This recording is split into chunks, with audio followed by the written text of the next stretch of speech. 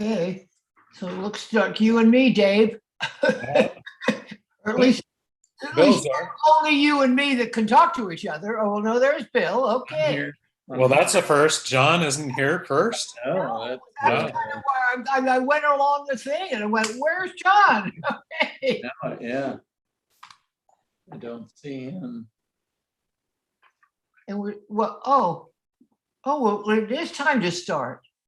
Yeah. Whoa, weird. That is really weird. He's always here for No, yeah, I hope he's, that. Was he at the site visit? yeah, he was there. Yeah, sorry I wasn't there. I had a nightmare day. Night. I had another bear visit in the middle of the night. A bear? A bear.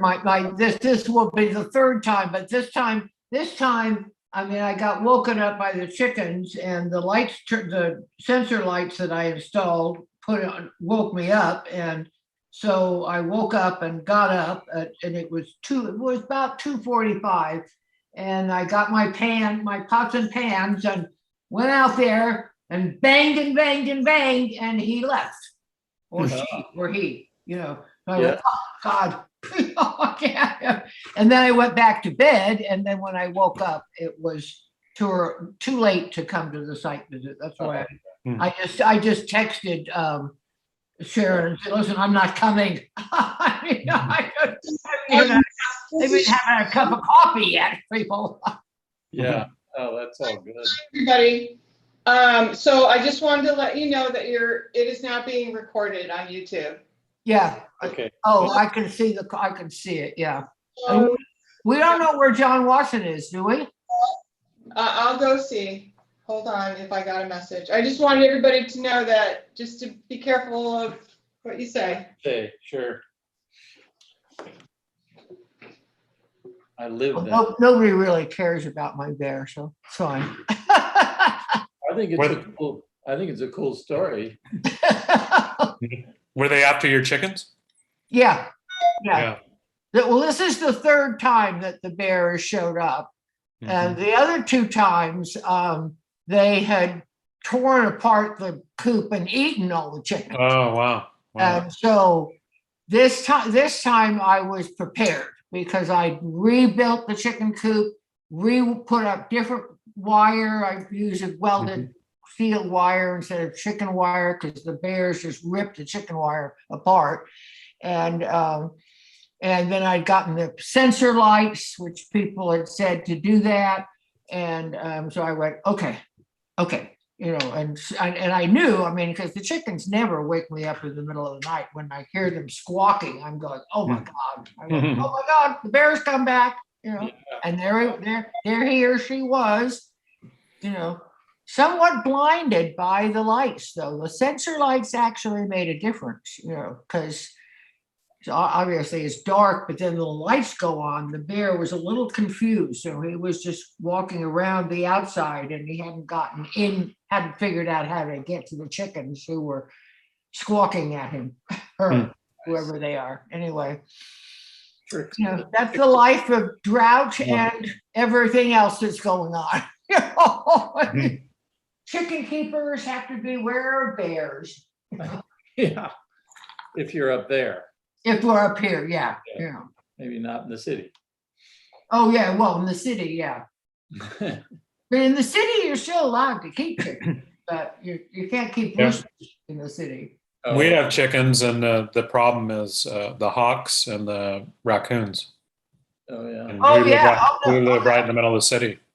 Oh, wow. Huh. Oh, and you have problems with raccoons. Oh, yeah. Yeah, no, raccoons will do damage to chickens, because the raccoons have those little scratchy things, and they'll tear the chicken wire apart. Yeah. I've had raccoons over the years, but they only get usually one chicken. The bear just decimates. Well, the raccoons aren't afraid of people either. My son had to fight it off with a rake. And we finally had to all go out there. The raccoon would not give up. It was interesting. Yeah. Oh, that's, yeah, okay, yeah, no, yeah, I mean, I've had raccoons, well, obviously where I live, I told somebody the other day that I actually think I should declare myself a preserve, because during this whole COVID thing, it's been really amazing. I mean, I've had bears and I've had coyotes, obviously, but I have deers that come for water every day and the raccoons. And now I actually have a mother of skunks. She's big, man. She's big, black and white skunk, but she's got 5 juveniles that she walks around, and I can see her walking around up in the hill, up out of my windows, and she's got her 5 little ones behind her, and they're just walking around. They're all just looking for food. I mean, that's kind of what I tell people. It's like, John, there's John. I see John. Okay, Okay. we have item number 1. Yep. Okay, item C1. Claire, have you had a chance to review these, please? Yes, I have. Do you have any comments about them? No, not, let's see, would I make any notes? No, my note was okay. And I agree with that. We did get this letter from Dina Trenwith. That's really not a part of this, but I was wondering if we could forward this to Veronica King, the planner, to have her address this with the applicant. Does that sound Thank right? you. Let's see, in past meetings, a request we made to plan for traffic and parking during this did we not make that in the original review that we didn't deal with? Because we have in the past deal with on-site parking. I don't know where they do it. They don't have a place to do it, so we actually didn't. Okay, yeah, so I think, yes, I think for me, that would be perfect to just send this on, because this same neighbor is probably going to have the same thing to say about the other two or three projects that this group are bringing by. This is just number 1 in the neighborhood. Yeah. So do I see Kimberly? Oh, yes, Kimberly. Kimberly, you're muted.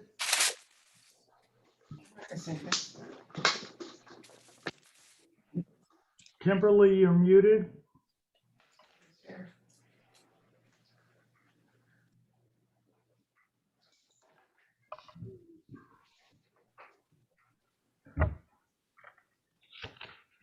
Okay, so since I can't confirm that,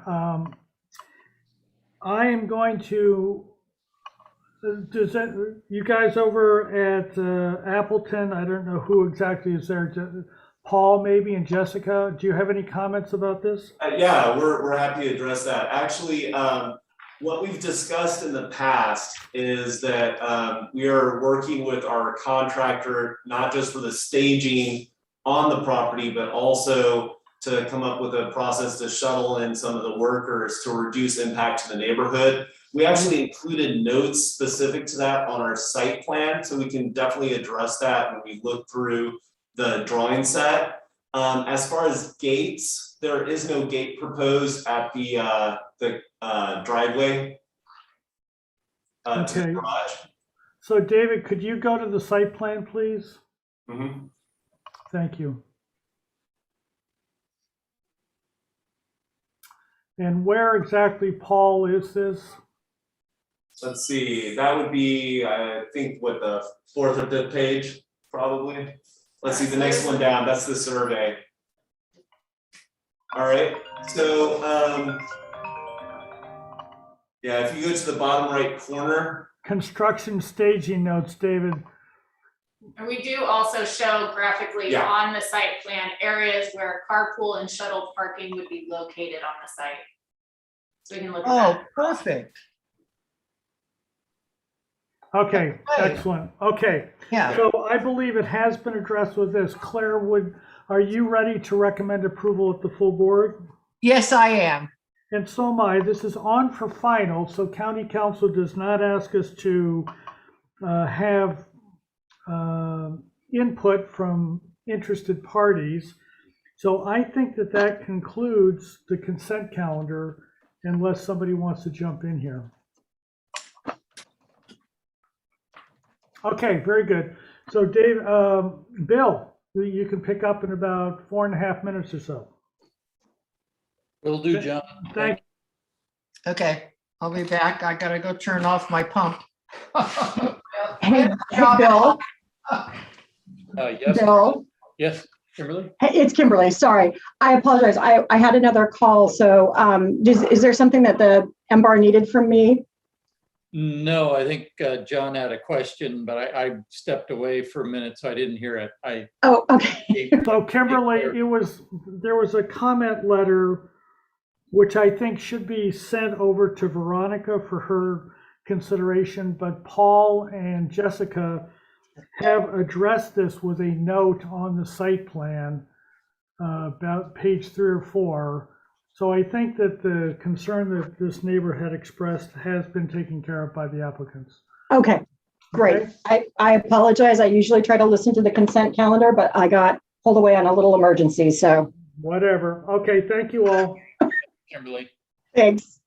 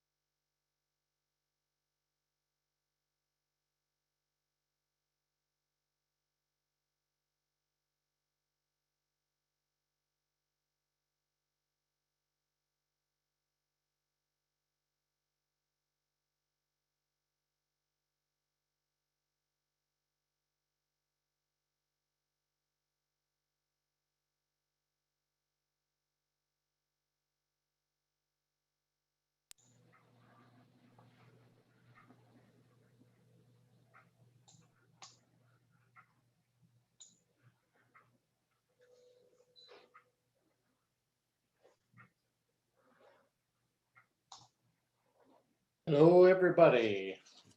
Hi, It's Bill. 1 o'clock. Is everybody ready? I see Claire is missing. John, are you there? We have Mr. Sharp. Don Sharpson. Okay, great. I'm here. And we got John. So we got 1, 2, 5. we got 4. Claire is missing, but I guess we can get started. Let's start the Montecito Board of Architecture review agenda for October 7th, 2021. And note that Tip Chung and Sam Maphis will be absent today. Let's start on the list here. Public comment. Is there anyone in the audience that'd like to speak to items not on the agenda today? Bill, I haven't received any correspondence and Handwriting or anything. Okay. All right, then we'll close public comment and we'll go on to item 2, report on circumstances of the COVID state of emergency. Is item 2 there? Is that something that, So, are you talking? Kimberly? That's Bill, this is David Villalobos. Oh, Dave. Okay. I'll start with this. So, essentially what this is the MBAR, we're looking for direction from the MBAR as to whether the board as a whole wants to continue to have remote meetings or to meet in person. Now, we didn't test this, but we're going to try to make this work. Jenna Richardson, our county counsel, did a really great and concise job at explaining this to the County Planning Commission last week. I thought that the MBAR might benefit from actually hearing what the report she gave to the county PC, if you're interested. Okay, yeah. You want to tell us about that? We're, give us a minute, we're gonna try this. So I need to keyboard. They're gonna actually try and let us listen to it, whatever. Do you need to share the screen, David? Share the screen here. So, Should I stop my share? you don't have to, I took it over. Okay. Oh, this is the is this the actual hearing? Yes, please hold your comments for now. Thanks.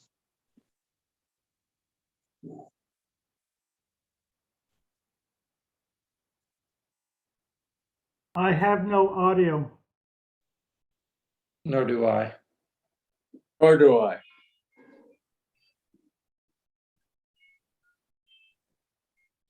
Okay, so. Okay, you on mute? I can't tell if you're on mute. oh, no, I don't think I'm on you.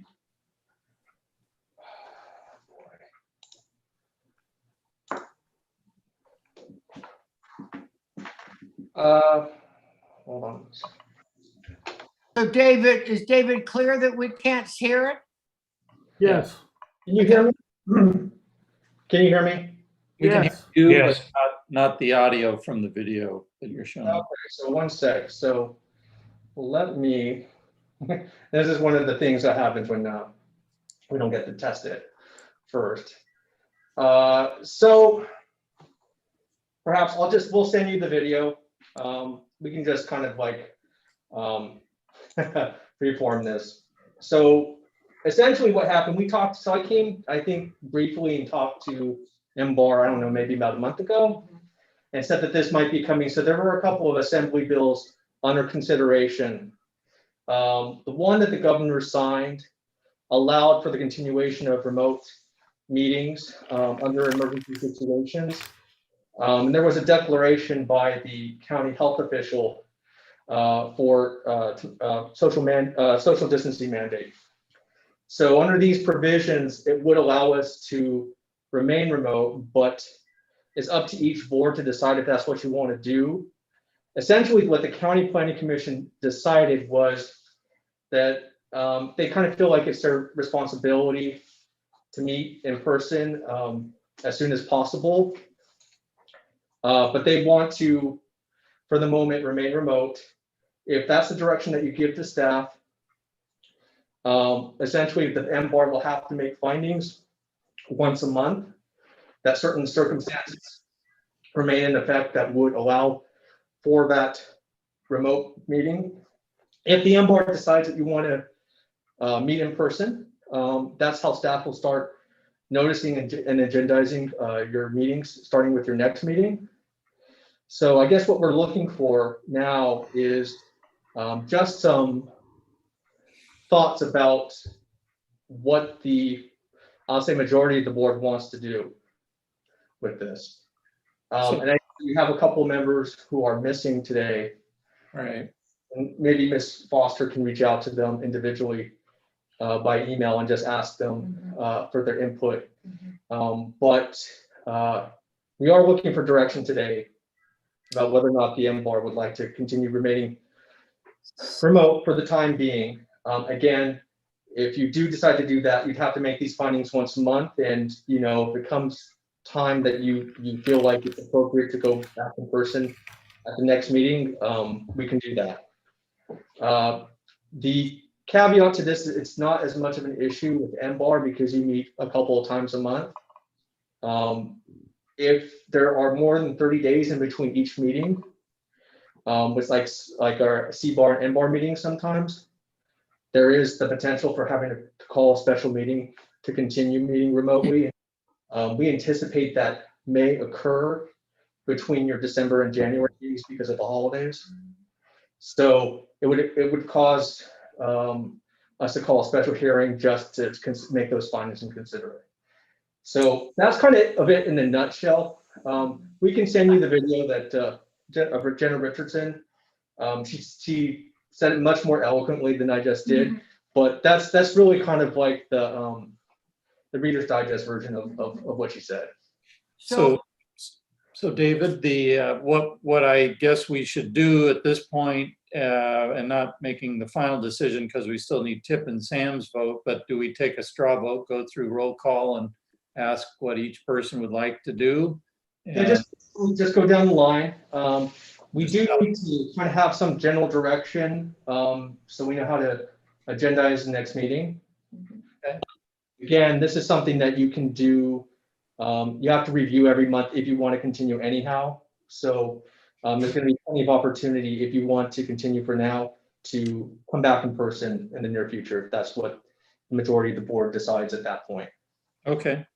All right. Well, let me go through each board member and ask their ideas. John Watson, what's your vote? So before we do that, Yeah. if we go back to going into the in-person, are the meetings still going to be held? Is the opportunity for the public still to participate remotely, or is it all in person? I don't think it matters for this decision, but yes, the ability for applicants and members of the public to attend remotely will continue. Okay, it does matter to me because if the public doesn't have the opportunity to participate remotely, then I'd rather stay remote and keep that. That would be my priority. But they do.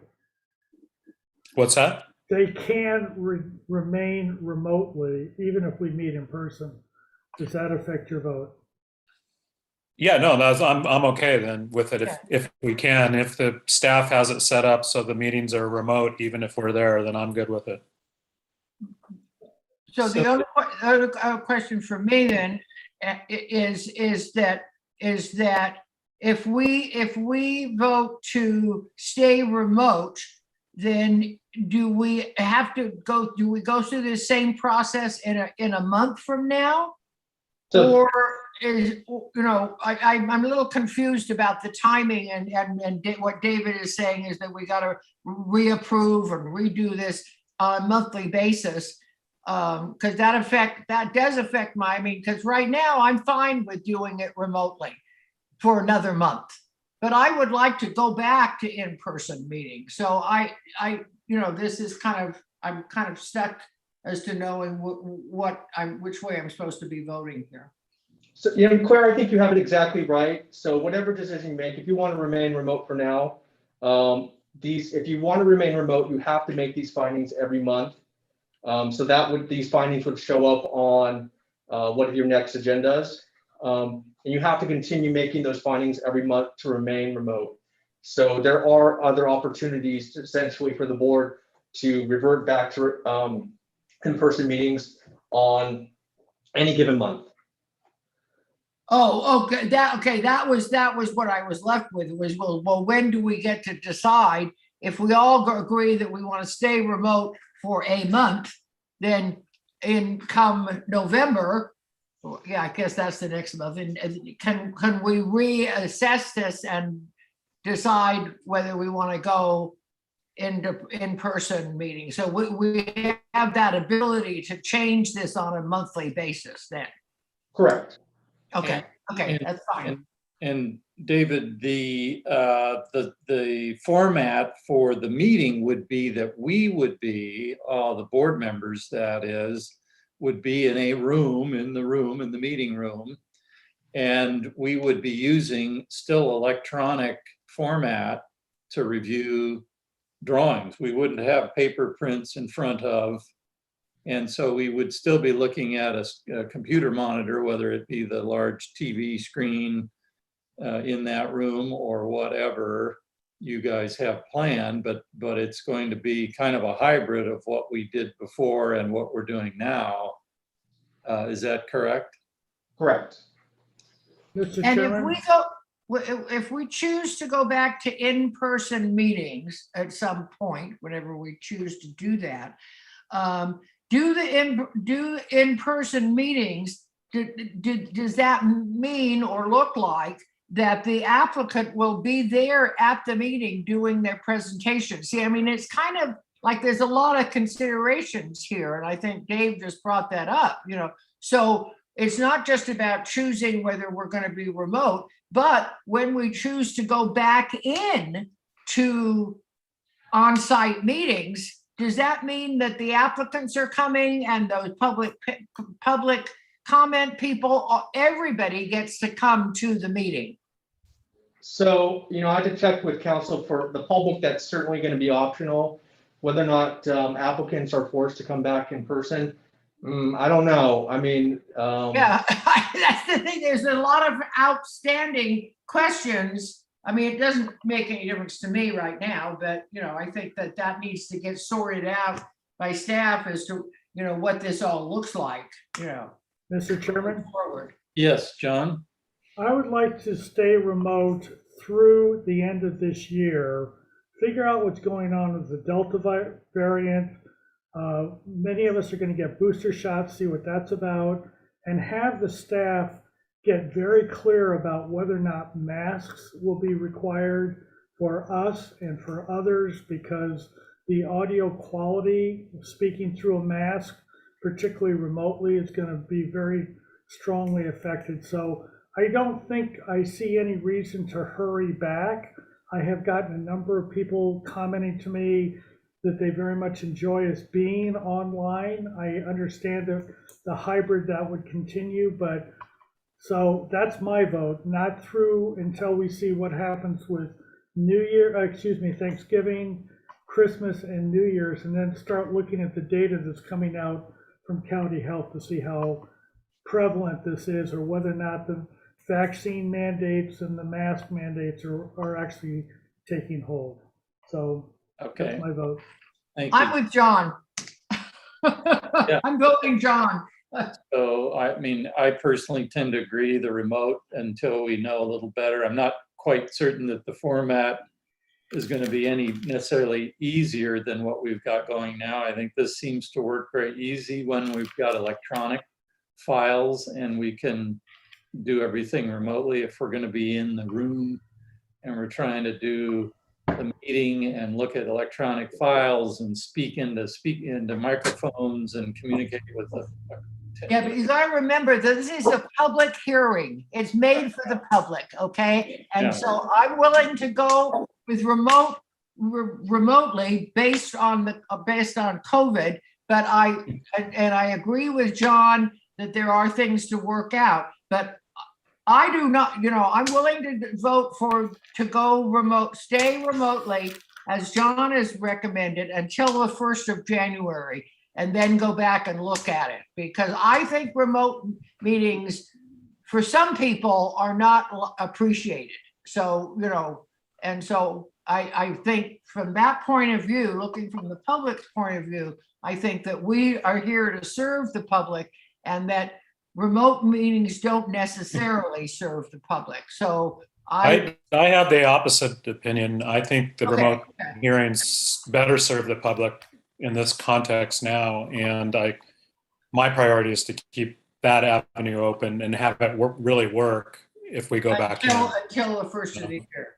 And then Yeah, or whenever. I'm open to talking about when we go back in, but I think from here on out, the remote access for the public makes it much easier for them to attend the meetings and not have to travel and sit in the hearing room while when things go long. So Yeah. I'm kind of the view that the most important thing is to keep the remote going, and then if everyone feels like it's better to have us in a hearing room, that's fine, but the remote's my priority.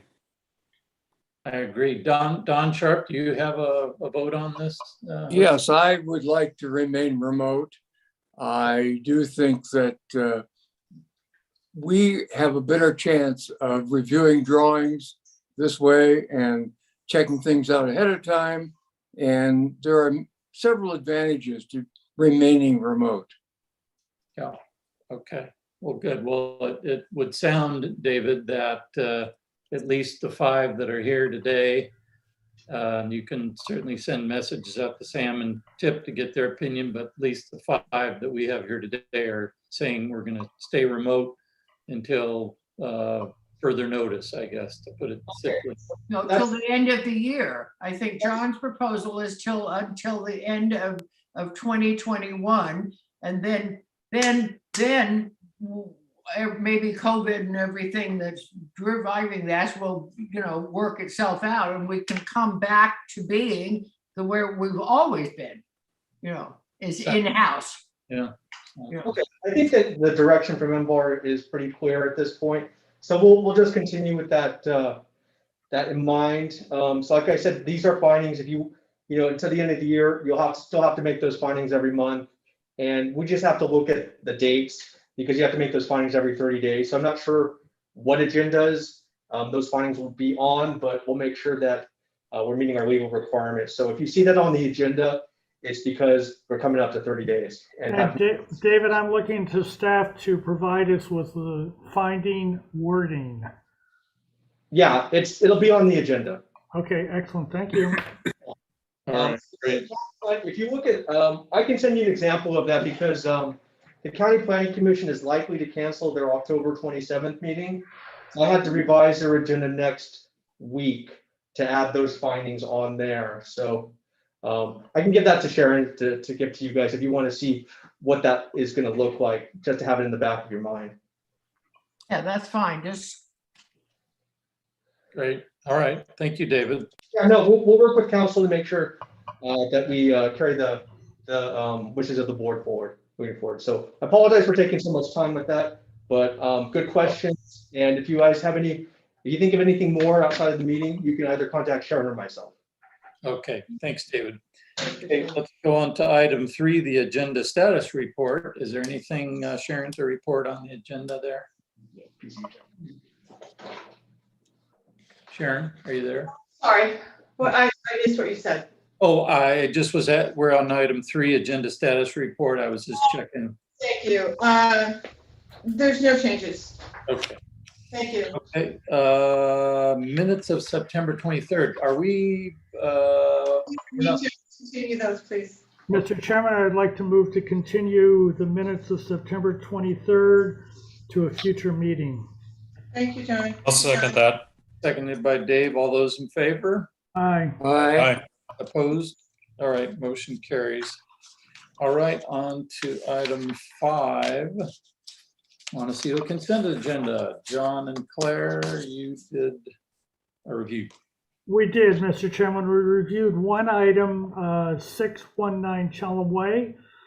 The drawings look very good. Claire and I both recommend approval of the minutes, of the project as submitted. Okay, do I need to open it up for public comment? too? No, it's for 'cause it's final final. only. So Oh. actually, I'll make the motion for approval of 619 Shellam Way as submitted on the consent Second. calendar. Seconded by Claire. All those in favor? Aye. Opposed?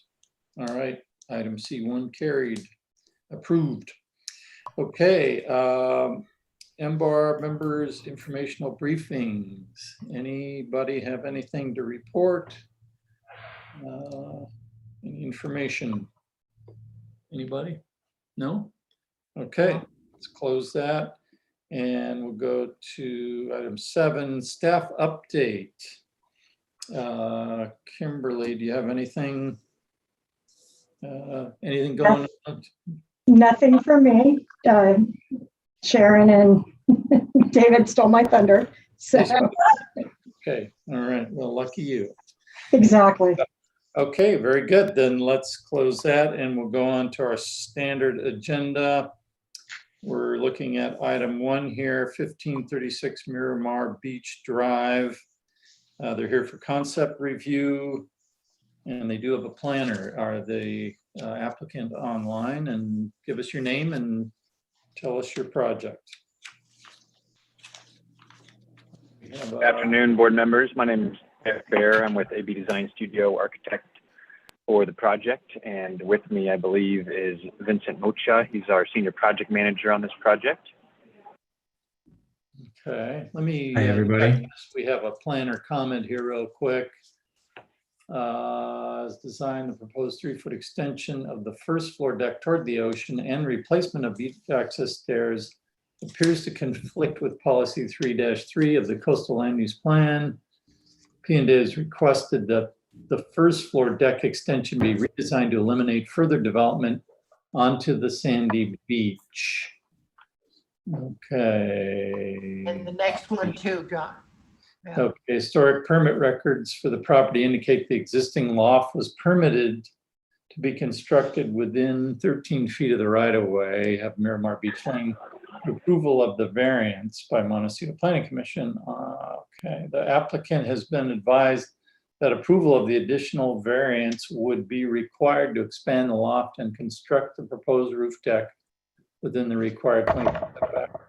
In addition, a portion of the proposed loft addition appears to exceed the applicable height limit of 25 feet. However, section 35-127 of the coastal zoning ordinance provides that architectural elements, those aggregate areas, whose aggregate area is less than or equal to 10% of the total roof area of the structure or 400 square feet, whichever is less, may exceed the height limit by no more than 8 feet when approved by the Board of Architecture Review. Please comment on the height of the proposed loft. Okay, all right. Give us your presentation. Thank you. Okay, very good. While the plans are being pulled up here, it's worth noting that there's been a few revisions to the project description that was included in the agenda. And I'll indicate that a bit more as we go through the plans, but just to quickly summarize the agenda, project description mentions a deck extension extending 3 feet out at the beach level. And you can see here in this 3D perspective, we submitted plans back in August, and we've had several influential factors that have brought forth some revisions to the project from what was originally submitted, which are indicated in this drawing set. One of those changes was the extension of the deck at the beach level. So that has been removed from the project and is no longer included in the set that you have on the screen. The project description also mentions a new 79 square foot second floor balcony and support columns. That balcony has been revised. So you can see now at the second level where these existing double doors are, we're proposing 2 cantilever decks off of those double doors as opposed to a larger balcony that was previously proposed that had support columns. So that's a change from what's indicated in the project description. So with those noted, I'll just begin the presentation here on our title sheet T.01. I mentioned this 3D perspective indicates some of the proposed scope, which we'll explain in more detail as we go through the plans. The primary scope of the proposed project, along with those two small cantilever decks I just mentioned, the primary scope includes work up at the upper level, which you can see behind that chimney that's in the foreground. There's an upper loft level that we're proposing to widen and add on to. And we're proposing to add this roof deck where you can see the railings wrapping around at this upper level as well. So that's the primary scope of the proposed project in front of you. Before we move on from sheet T.01, you'll find our FAR calculations on this sheet. It's worth noting the existing property as it stands calculates to an FAR of 113%, and we're proposing an additional floor area of less than 200 square feet. This additional floor area will increase the FAR to approximately 120%. You can see here 121%. We did an FAR analysis of the Miramar Beach community. Of the 38 properties we studied, we identified 11 properties that are over 100% in FAR, including 6 properties that have FAR over 120%. So we just wanted to offer that up for context. These beach lots are very tight, and so it's common to see FAR well above the 100% recommended. Moving on, we can move to the next sheet. The next 2 sheets are context photos. I'll just review these briefly and we can come back to them if there's any questions. But this sheet shows photographs of our client's property. So starting with sheet photos 1 and 2, this is up at the Miramar Beach Drive level. You can see there's an existing permitted carport here. And then there's just photographs. Photo 3 is one to take notice of as well. There's an existing permitted storage shed that you can see in that photograph just to the east of the carport. The carport and the storage shed are both well higher than the roof of the residence itself, which we'll see more in elevations and sections. Moving on to sheet G02, there's some photographs of the street and the surrounding context, some photographs from the beach. Again, we can come back to these for reference if need be. You can see photograph 10 is a good photograph showing a similar viewpoint to what that 3D perspective on the title sheet showed. This is a photograph from down the beach. So again, we're proposing to add a new roof deck element up there above the 2nd floor. And we're proposing to add some cantilever balconies off of what you see there, those existing windows, which are proposed to become doors out to some small balconies. Moving on, the next sheet is the survey sheet showing the existing property. We'll move forward to the next sheet, which is our site plan. This site plan does a good job of identifying quickly the scope of work. You can see the existing carport there at the north end, along with the existing storage shed, which the width of that storage shed you can see is nearly the width of the residence. And so that storage shed, which again, you'll see more in elevation, shields and screens from view to the north, this proposed loft addition, which is just to the south of the storage shed in light gray there. And then we have this proposed roof deck south of the loft, which you can see in a slightly darker gray. And then lastly, the 2 proposed balconies at the south end of the structure. Moving on, the next 3 sheets are all existing floor plans. This is our existing floor plan at the beach level, where now that we've removed the deck extension at the beach level, there's not really any proposed scope here at this floor. Moving on, the next sheet shows the 2nd floor plan. This is the existing floor plan. We'll move on here to the next level, which is this upper level loft. It's worth noting that the project description makes note of the property as a 3-story structure, which is inaccurate, and we'll better explain in section, but it's a 2-story structure with this upper level being above just 1 level below, and sort of steps up the hill as the existing hill steepens here at the north end of the property. But you can see here the existing loft level, which is this existing study. Essentially, we're proposing to widen that existing space to the left and to the right, and then create a roof deck in front of it. Moving forward here, the proposed 1st floor plan again, now that the deck has been removed, there's not scope of note here at this level. The next second floor plan shows the proposed balconies at the south end. It's worth noting as well that, again, we're here for concept, and there's been a lot of discussion with neighbors and other agencies, including flood and so forth. The client has been studying some revisions to the proposed scope. These balconies that we're showing here in this drawing set, we're actually exploring reducing to just 24 inches in depth and making more just small Juliet balconies. Sheet 11 next shows the primary scope of work, again, up at this upper loft level. So here you can see the proposed addition to the left and to the right, indicated by a slightly darker gray fill. So we're proposing to widen this existing study and create a new spiral staircase that leads up to the level below. Again, you can please take note of the existing storage shed just to the north of this proposed addition, where you can see the width of that structure largely screens the view of the proposed additions here. They're just at the west side, or sorry, the east side of this proposed addition, where the new trash is indicated, where this addition sort of extends into view from the public street. The roof deck here as well. Sorry, if you go back for one moment, the roof deck is also, again, we're at concept review here. The roof deck's being studied for appropriate size and configuration above this existing roof. So in general, this is where we're proposing the roof deck to go and the approximate size that the clients would like to have it. Next sheet. You can see here the proposed roof above the expanded loft level. It's worth noting that we're not proposing to increase the height of the roof at all.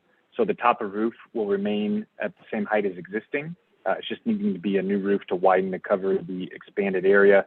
We're proposing to create a roof well as well in the center, so that the new mechanical equipment will be down and screened from view by the existing storage shed to the north. Moving to the next sheet in elevation here, you can have a better understanding of the visual impacts of the proposed addition. So on the right-hand side of the sheet, we have the existing east elevation and the proposed east elevation. You can see here that up at that loft level, the addition really isn't visible in elevation, given we're just expanding towards us. But you can see the roof deck above the second floor. And you can see that the roof above the loft level is proposed to maintain its existing height. And again, you can see that storage structure to the right-hand side of the loft and the carport to the right of that are both of higher roof level than the loft itself. You can also see the proposed balconies extending to the left of the east elevation. Panning to the left, you can see from the north, this is essentially the elevation from the street. The proposed changes are largely not visible, with the exception of, you can just see above to the left of the storage shed, there's a portion of the widened loft where you can see the roof sticking into view there slightly. The next sheet here, again, these are the elevations from the south on the right-hand side, so you can see the proposed new balconies.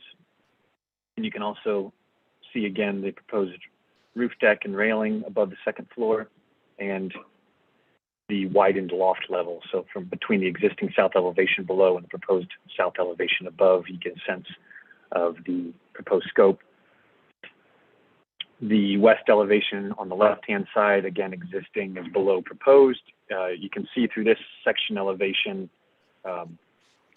again, why this structure is a two-story structure. We've got a beach level with a second story above, and then as this steps up the hill where that loft level is, it just has one level below it. And again, no change is proposed in height.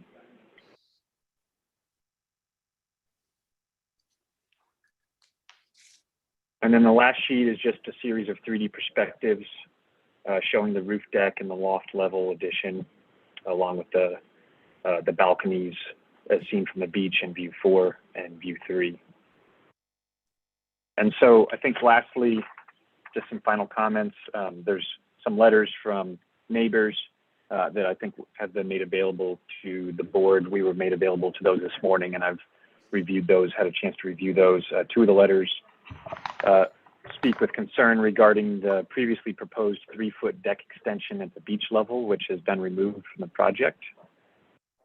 And some other comments in the letters speak about a 3-story structure. And as I've indicated on a previous sheet, that the existing home really isn't a 3-story structure.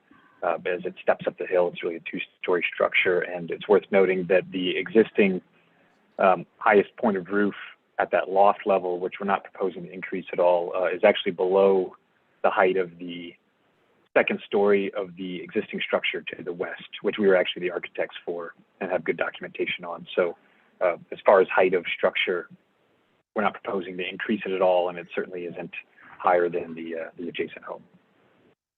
So I think with that, we'll turn it back over to the board. Thank you. All right, thank you. Let's see if there's any questions from the board. John Watson, do you have any questions? One letter that was not addressed, Eric, was the neighbor, I guess, to the north that was making representation that some portion of this was going to block their view. Would you like to address that, please? Yes, we can speak towards that. Thank you, John. The elevation sheet 13, I spoke briefly towards that. So this is a view from the north. Obviously, this is elevation view only, but you can see that what's visible from the neighbor's property to the north is mostly this storage shed and carport, but there is that portion of the loft addition that extends slightly to the east of the existing storage shed that will be in view. We have a photograph that is essentially from the neighbor's property. I don't know if it's possible for me to share screen. If not, we can provide that to the board. But their view is out above the storage shed and carport to the ocean and islands beyond. And so we're not proposing to lift anything up more into that view. It's just a small portion of the loft addition that extends east of the storage shed that would be any change to the view they have today. So it's our opinion that the impact of their view is very minimal. Thank you, Mr. Chairman. That's all I have. All right, thank you. Claire, did you have any questions? No. Okay. Don Sharp, any questions? Just one. You mentioned a roof well to provide some screening for any air conditioning or other vents. Will that cover all of the equipment proposed up there? At this time, yes, sir. We believe that should be all the space we need for the proposed mechanical equipment. Okay, thank you. All right. Dave Mendo, did you have any questions? Yes. What is the dimensions of the roof deck?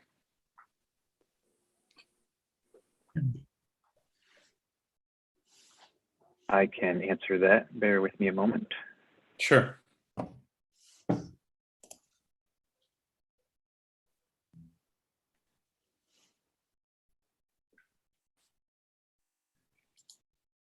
Eric, I've got that number. Actually, it's shown. Yeah, go ahead, Vincent. Oh, It's you know what? It looks like it's right here. Yeah, you've got it. 26 by 30. Okay. Thanks. You're welcome. Is that it, Dave? Yeah. Okay. I had a question. Does the roof deck, I'm assuming those look down onto your neighbors east and west. Are they looking into private yards? Like you have the little side yard there on the west side. Do the neighbors have anything on there? On the east side of your property, what's happening in the neighbor's property there? Maybe we need to go to the aerial, Dave, real quick to take a look at what's happening with that. Oh, that would be really good. Yeah.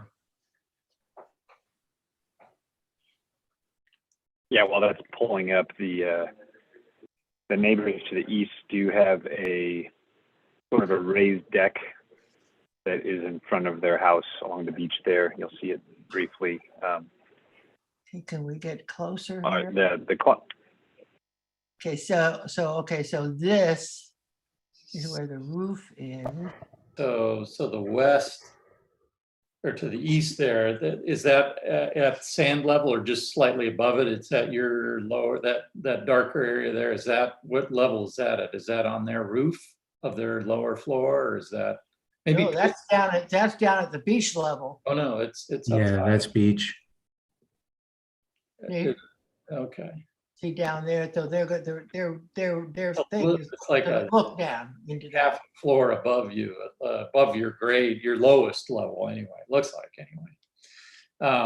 And did you consider or look at the idea of reducing the deck extension, that 26-foot width, to the east? In other words, narrowing it up, in other words. Was there any consideration for that? Any reason you couldn't do it, I guess? Yeah, I mentioned that the actual size and location of the roof deck is still being studied with our client, and they've met with many of the neighbors and are trying to understand neighbors' concerns and take those into consideration. So the outline and perimeter of the roof deck that's proposed here is still being explored. So, you know, here at conceptual review, Yeah, you're looking at that certainly isn't the final. And then the last question, the circular stair, you can still get up to that deck from the street level, from the drive parking area, it looks like.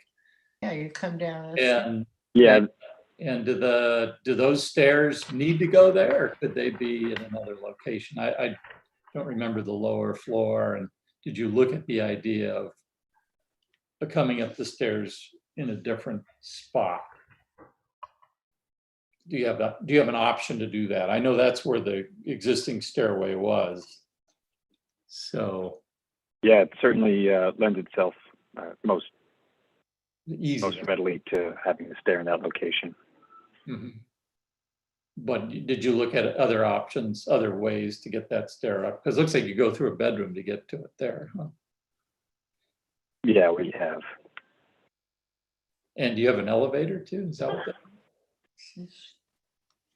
Is that That's a light well. Oh, light well. Got it. Okay. Okay, those were my questions. All right, let's, I think I got everybody, right? Let's go to public comment. I guess we've got some letters. We can quickly read those. Sharon, do we have anybody that's in the audience that'd like to speak to this item first? Because maybe those letters are from those folks. Sharon, are you there? Anybody? Sharon on that end? Can you hear me?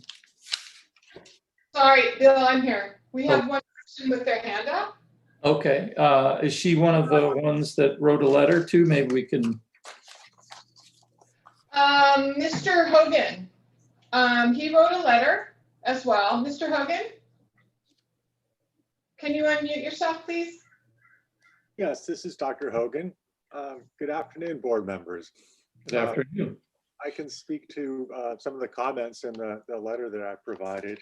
Yes, please.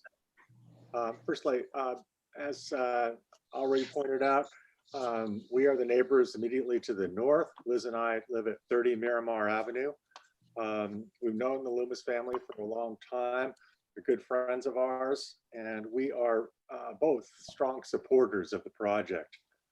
We think the project is compatible with the neighborhood in terms of style, size, and the color scheme.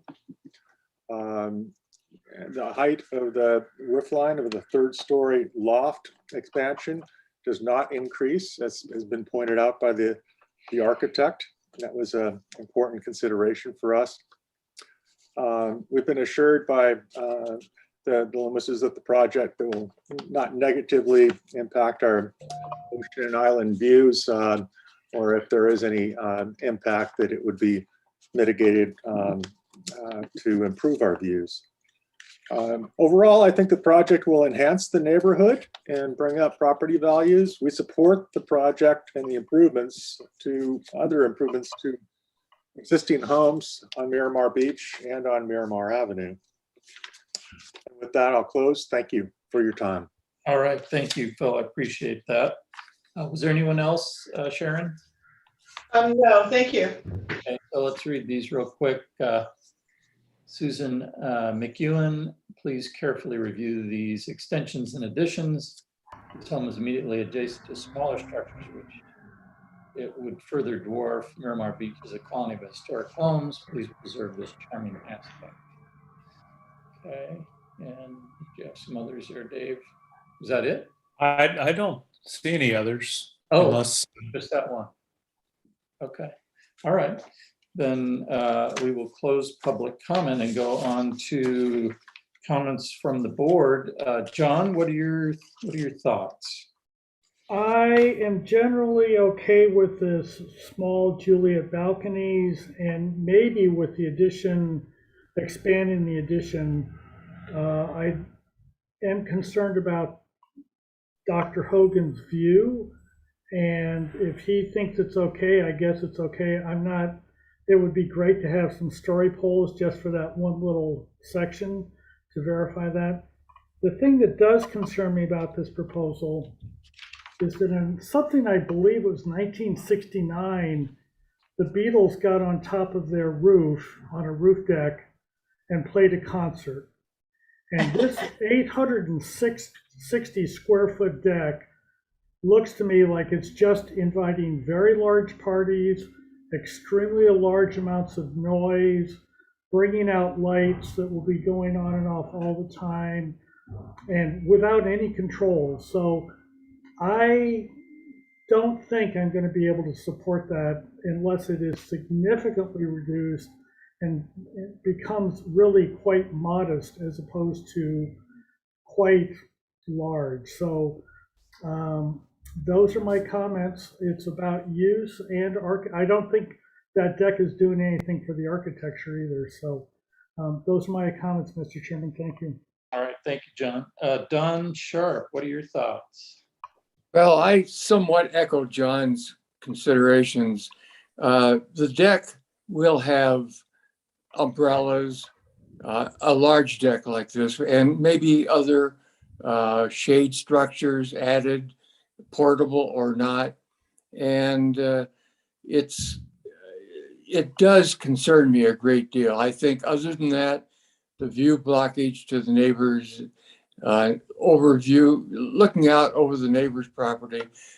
I'm sure the neighbors have thought about that collectively and seem to be okay with it. So I am very concerned about that deck and what future shade structures can go up there. All right, thank you, Don. Claire, what are your thoughts? My thoughts are consistent with other members of the board. I think this project is really a nice project. I know this house, you know, and I think the additions and what's being proposed by this owner is appropriate, except for the deck. And I cannot support this project with the size of that deck. You know, we keep talking about this 2-story, 3-story thing. You know, those are just labels that we put on things. This, to me, makes this look like a 3-story building, whether the code says it is or not. You know, and I think this deck is absolutely inappropriate for the surrounding neighborhoods and neighborhood buildings. So, you know, this will be the biggest deck. I mean, this deck is bigger than my entire house in square footage. So the deck has got to change in order for me to support this project. Thank you, Claire. Dave Mendro, what are your thoughts? Yeah, I like the project. I like the fact that the mass bulk and scale and the detailing is all appropriate. Of course, the reason I asked about the size of the deck is that's my main concern. And I think it's our duty on the board to to preserve the privacy between neighbors. And so I would ask the applicant to restudy the deck size and to give us more information, like potentially sections going through the houses adjacent, to show us how the deck may or may not impact the neighbors. And also, you mentioned having a photograph. Next time, bring a photograph so that we can all understand the view over from the north, over looking at the ocean, to understand that what they're doing isn't impacting the views from the neighbors to the north. But so yeah, the same thing. It's really about the deck, size of the deck, and the privacy issues. All right, thank you, Dave. I agree with the board members' comments. I think the deck is just a bit large, and certainly the eastern edge of that being so close to the property line, I think it's going to be hard to keep privacy for the folks that are down below you on that east side. So my suggestion would be to reduce that upper deck. The rest of it, it looks fine. Yeah, I like the idea of your Juliet balcony. That's great. That'll help provide you a little more sunshine into the lower floor there as well. So I think all the rest of it is fine. I think that by reducing the deck, it would be great.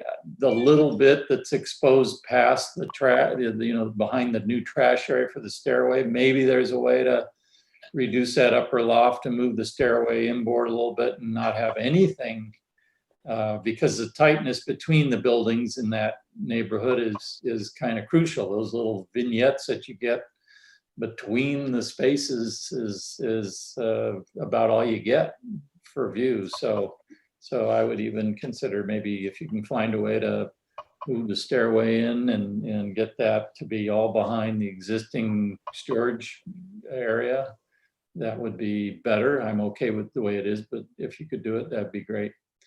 So anyway, those are the comments. Mr. Chairman? Yes, John. When there is an exceedance of the FAR, we ask for the study to actually be incorporated into the drawings. You said you've done it. Can you just include it the next time so we can review it, please? Yeah, good reminder. Thank you. Excuse me, Bill. Sharon, yes, did you have any comments? I do. Actually, we need to revisit the comment letters, because there was 2 comment letters that came in after I had sent out the link. Oh, okay, all right. It's a little wonky because my deadline for comment letters is the 12 noon yesterday. So I need, it's my responsibility to make sure these people are heard. So, okay. I know the applicants know about these. I'm pretty sure. Eric, did you see the comment letters? Yes, Okay. Well, we saw 4 comment letters. Oh, okay, great. So there's a letter from Lori Benson. So we should we read those, or do we don't have them in here though? I have them in my hand. Oh, okay. Do you want to read them for us? It says, Montecito Bar, we own a residence at 1542B Miramar Beach. We have reviewed the proposed additions at 1536 Miramar Beach. While we are generally supportive of the project as presented, we're concerned by the extension of the first floor deck, which is not further onto the beach. The existing deck already extends about 3 feet farther towards the ocean than the 2 adjacent properties. The continued expansion beachward seems to set an untenable precedent that will lead others along Miramar Beach to try and further encroach into the beach. We don't believe that this is consistent with the character of Miramar Beach. Thank you for your consideration. And then there's another letter from Lynn and Wayne Ashcraft. And it says, as longtime owners of 1540 Miramar Beach, we are against the changes and additions proposed for this project. Regarding the 3 feet addition of decking, there absolutely should not be any extension of the first floor deck towards the ocean. The addition of 470 square feet of 3rd floor deck would turn this into a 3-story house and be an infringement of privacy on the 2nd-story neighbors on each side.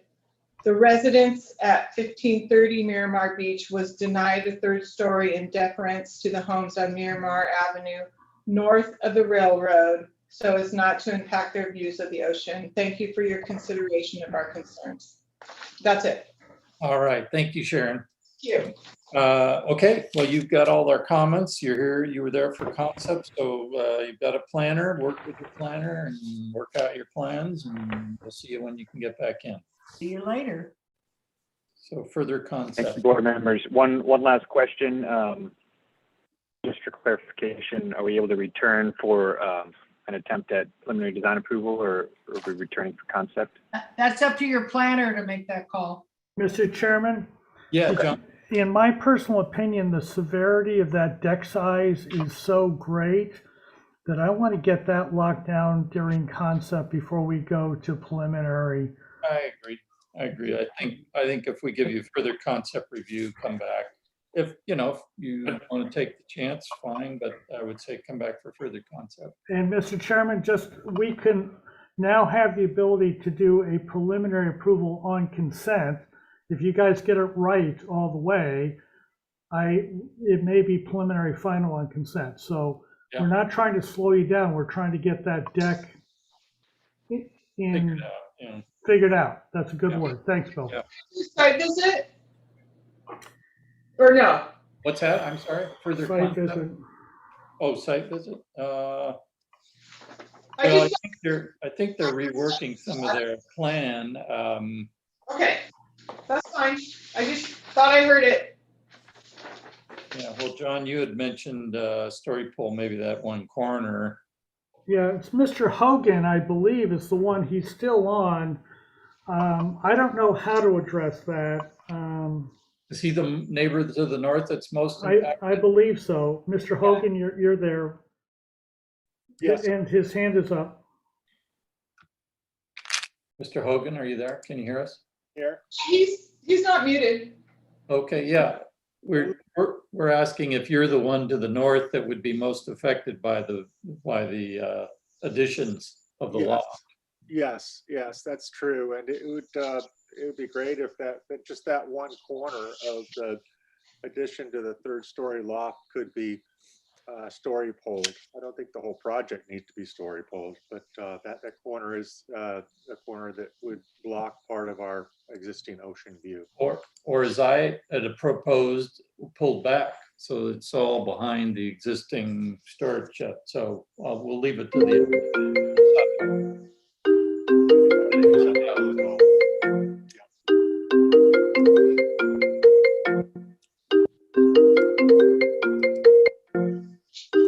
Mr. Chairman, Okay. Claire, is that you? I'm trying to figure out, my phone's turned off, so I don't know why it's ringing. Okay, Eric, would that be something that you guys could do, considering that most of it is already there and it's probably a little something you're going to tack on the side of the bench of the shed? That's something you could do, or is that a real imposition for you? We can speak with the clients, but I believe that should be doable. Let's give it a shot, Mr. Chairman, if we can. I think it might also help all of us understand the implications of that deck. Sure. In a much more tactile way. Yeah, no, absolutely. Okay, well then we'll recommend a story pole of that one affected corner and affecting corner, and schedule with your planner when that'll be ready so we can come out and take a look at it. And Mr. Hogan, I don't know if you're still on, but you will not receive further notifications for this. So you're going to have to keep your eye open for that story pole. Okay. Okay? That's just the way the procedure is. I'm sorry. Understood. Thank you. Okay, great. All right, thank you all. We'll go on to item 2, 11888 Summit Road. Here for concept review. It does have a planner. Is the applicant online and ready to present? Please introduce yourself.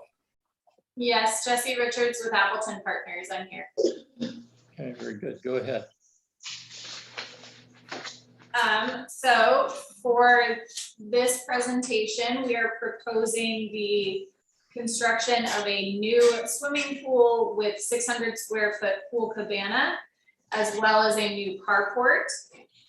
The project is located at 1188 Summit Road. And if we go to the next sheet, there is a survey of the existing property. So also located on the property is an existing single-family residence, which you can see there at the bottom. North is to the right, just to orient everyone.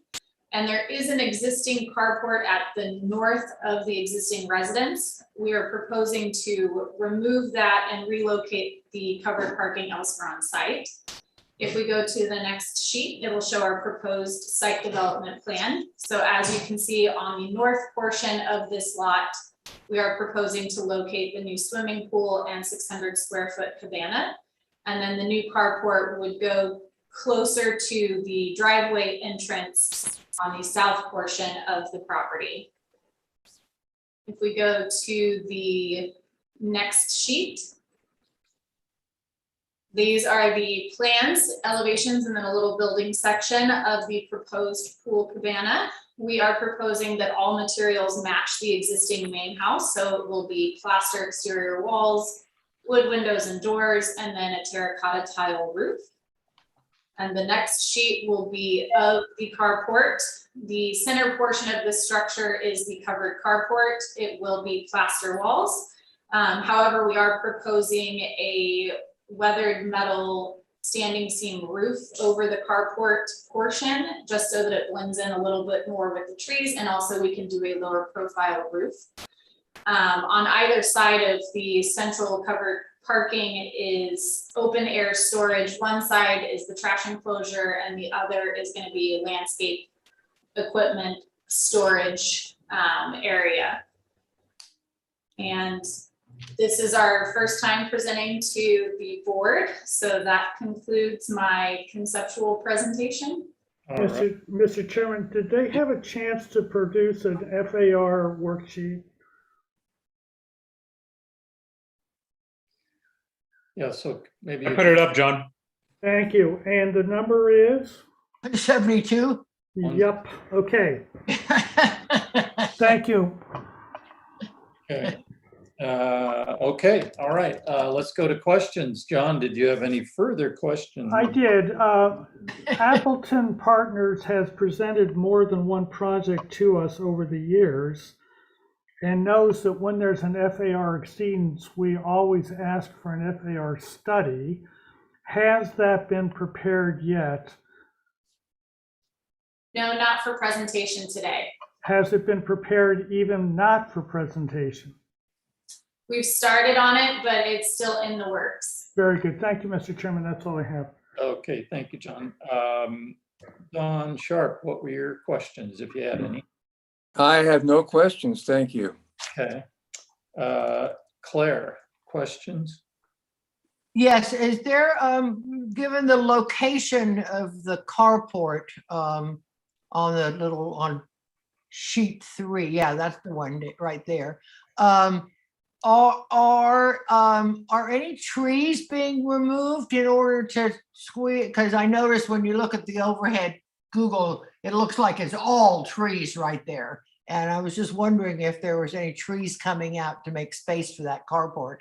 So there is very dense planting along the street front and that what would be the western property line. We are not proposing to remove any trees. However, there is a little hedge that borders the existing driveway. As you can see, we're proposing a new offshoot of that driveway just for access to the carport. So the hedges would be removed, but none of the trees are going to be removed. And we are working with our planner.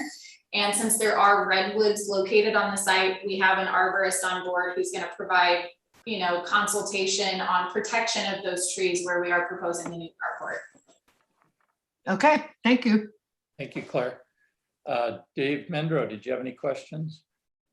I think you may have just answered it, but I wanted to understand the potential visibility of the new proposed carport and storage structure from the street. Yes, so as we mentioned, there is extremely dense planting along that property line that abuts Summit Road, and there are also several very large trees in that area. So it should be near completely, if not entirely, concealed from the visibility of the street because of that existing planting, which we are proposing to protect and preserve. Okay. Next time around, if you could bring some photographs documenting that. Absolutely. Would be appreciated. All right, thank you, Dave. Yeah, that was my question. Are there photos of the existing house as well? And what is the style of the existing house? I see the cabana is more of a Spanish two-piece mission tile kind of a thing, Mediterranean maybe. What's the house like? Next time, yes, absolutely. We'll insert a sheet that shows photos of the existing house and site context. The house was actually built in 1917 and it's very Santa Barbara style, plaster walls, red tile roof, wood windows and doors painted a slightly lighter shade than what we typically see for the Santa Barbara green, but very similar. Okay. All right, well, those were my questions. Okay, let's go to public comment. Is there anyone in the audience that'd like to speak to this item? We didn't have any letters, I don't think, either. Sharon, did we have anybody in the audience? No, thank you. Okay, all right, let's close public comment, go to members of the board. Don Sharp, what are your thoughts on this? Well, it's very difficult to give an assessment of without knowing what the existing home looks like and how it's going to blend in. So I'm going to wait for the next presentation to be able to comment. Thank you. Thank you, Don. John Watson, what are your thoughts on this? David, could you either do Google Earth or Google Maps on this, please? I noticed that, thank you very much. I noticed that the swimming pool is in the rear yard setback. When the Google Maps comes up, we're going to discover that it's right next to a house that also is way too close to the property line. So, you know, noise and activity of that kind. The pool cabana is in the required side yard setback, which again is next to the neighbor's pool. So this is clearly a very packed in neighborhood. So you know, it just seems that we are pushing every piece of land use that we can, exceeding the setbacks, exceeding the FAR, pushing up against the setbacks for the carport. So I don't know if we need a site visit. I think we need a lot more information. It does look like the FAR in this neighborhood is far away above 1.0.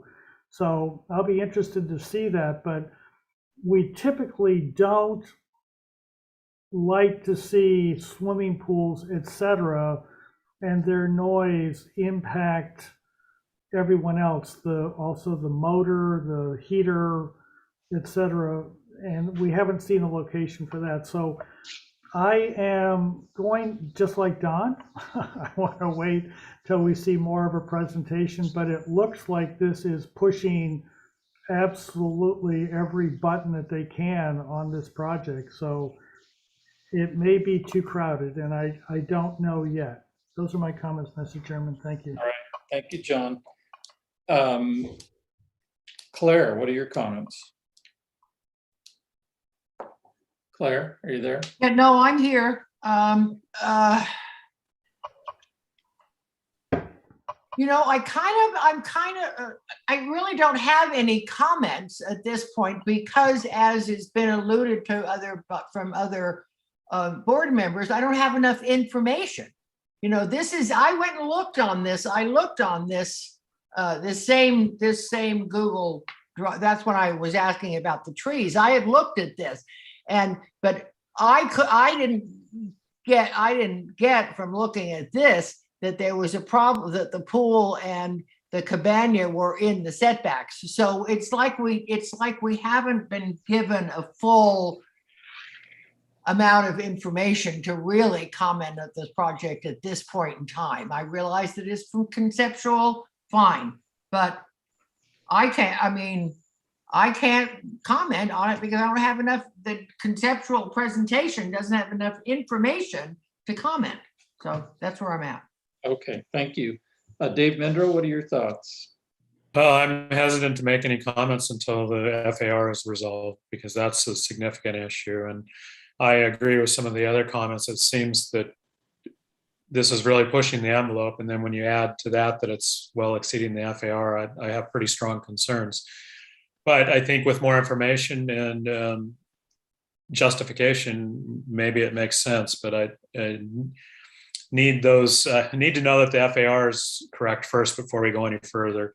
And then after that, anything we can do they can provide to assure us that this isn't going to adversely impact the neighbors and that it's consistent with the neighborhood.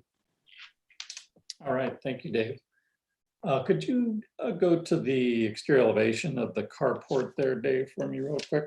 So I agree with what the other board members are saying. Definitely an FAR study, photos of the existing site and the structure. Those should be part of the submittal package, and maybe they were, and we just didn't see them. It'd be nice to have the neighborhood footprints too, the footprint of the neighbor's buildings, so we can kind of see the proximity. The material and the scope of the carport to me seems the standing seam and the oversized molding, something about the proportion of that, and I'm not sure why you wouldn't just do and maybe it's a height issue or something, but maybe the center portion would want to have a little more tie-in with the existing house, which has a two-piece mission tile. Flat roofs are fine, but the standing seam to me just seemed a little off, that's all. And the proportion of this little element here just didn't seem quite right. So maybe I'd just encourage you to think about that a little more, study that a little bit, and let us know what your thoughts are. But I do agree. I think that, getting a little better handle on that, the site and the pool location and the cabana, maybe there's no other place for the pool, which is possible, but maybe the cabana could be tightened up a little bit and figured out to work outside of the setback possibly. So anyway, those are the comments. You are here for concept review. So if you can get with your planner, who you do have, and work out some of that information, we'll see you back here for continued concept review. Yes, thank you. All right, thank you. Let's go on to item 3, 1344 Schoolhouse Road. This is here for concept as well, no planner. If you are somebody in the audience here to explain this project, give us your name and tell us your project. Hi, Don Nolte here. Hey, Don. Hi. So Schoolhouse Road is about 3 houses in off of Hot Springs Road. If you turn off of Hot Springs onto Schoolhouse Road, it's on the mountainside of the street. And do you see here's the proposed floor plan. The gates existing in the lower right-hand corner. And where we're proposing a new garage is currently a parking area. And there's a large motor court area in front. On the left, the existing house, that is one area where it is a 2-story. The garage is under that 1-story house. So on the top of that building, there's a set of steps that takes you up to that large patio on the east side of the house. That's all correct. That's all 1 story, board and bat. And I've got some photos of the site, but just to talk about the other work going on, we're proposing a swimming pool in the backyard. This is a really beautiful site. It has a park-like feeling. There's some cedar trees, mature cedar trees around the perimeter. And we are working with the landscape architect or close to it to develop of the plantings around the pool area. Further on the left side, we have the grading requirement for recompacting under the garage and under the swimming pool. And at the same time, we will be compacting for an ADU on the left side, the same plane as the house. It's a long gable that just becomes an extension of the house about 30 feet away. I have some site photos in there somewhere. Yeah, let's see this, yeah. So the first one and two, that's the gate currently as it exists. You can see the landscaping in the back. That's that lawn area. That's the auto court area right now. And sheet photos 3 and 4, 5 are from the lawn looking back at. That's where the garage would be proposed in between the large eucalyptus trees there. We are developing a tree protection plan, and that rocky device there is not functioning. There's no water there. that was a decorative feature, and we don't wish to have that when we're done with the landscape plans, which I'll bring the next time. So that's the area of the pool against that slope. We have a little bit of grading. You can see we're going to, besides excavating and recompacting, the pool, if we didn't grade a little bit, the bottom 2 or 3 feet of the pool would be out of the ground there. So we're just going to roll some soil around in the front of it, so it's a walk-off pool on all sides. We didn't get the photos submitted for the house. I just want to give you an idea. If you can see, this is the one area where you come in where the garage is the only part where it's 2 stories. So immediately when you come into the left, that's an existing 2-car garage, and it's just cram filled. And then once you go up the steps to the right and you're on that terrace, this is the feel of that. And we love it. It's all going to be just painted white when we're done, and the new building will be as simpatico as that. So that's it in a nutshell. Hey, did we look at the elevations there? Maybe, there we go. Yeah, okay. All right, thank you, Don. Sure. Let's see, any questions? John Watson, did you have any questions? No, thank you, Mr. Chairman. Okay, Claire, did you have anything, questions? I was just wondering, Don, you alluded to a future ADU. And as you and we all know, we don't review those, except we are allowed to know where it is on the piece of property. So where is this going to be proposed in relationship to the new garage? Yeah, I mean, I think what you were saying is it's like north of, or maybe it's south. Will that drawing slide over? We had the full site plan submitted. Well, This, but isn't this it? this right is what you provided us. That's Yeah. it. Shows the full. Yeah, this is the site plan with the bubbles around the 2 proposals that you're making. But where will the ADU be proposed? It pisses up to that patio, with the edge of that concrete patio around the fire. Oh, to the. Up here, up at the Yes. top, well, or down, I don't know which direction, I don't see my little thing. West of the pool, west of the pool. Yes. Okay, well, up here, okay. Now, some reason I had it in my mind that it was gonna be next to the garage, but no, it's all the way up there. Okay, fine. Yeah, it's very secluded and private there, and we're not. No, I mean, that's fine. I just wanted to know where it was, in relationship to what we were approving. Okay. Was that it, Claire? Yep. All right, thanks. Don Sharp, any questions? No questions, thank you. Okay, Dave Mendro, any questions? No questions, Bill, thanks. Okay. Don, just one question. Had you considered the idea of rotating that roof north and south? It looked like maybe you had, but you were trying to fit maybe a little loft storage or anyway, you can explain. Exactly. Yeah, we studied that a lot, and there really is a need for just storage for camping and et cetera, things like that. So that gave us a better shot on the floor plan. You can see where we have a loft. The average height in there is going to be about 6'3" or 4. I don't believe we have to count it as square footage, but it's going to satisfy a major need that they have right now, besides the automobiles and getting some storage. And then going the other direction with the gable, it's amazing. It's a significant decrease in the ability to store. Sure. And I think from the street, it's going to present a lower, an 8.5-foot plate height there instead of a gable. And if we did the gable that direction, it might be a taller plate, so we get more storage in there. So we went with this. Got it. Okay. All right. That was all I had for questions.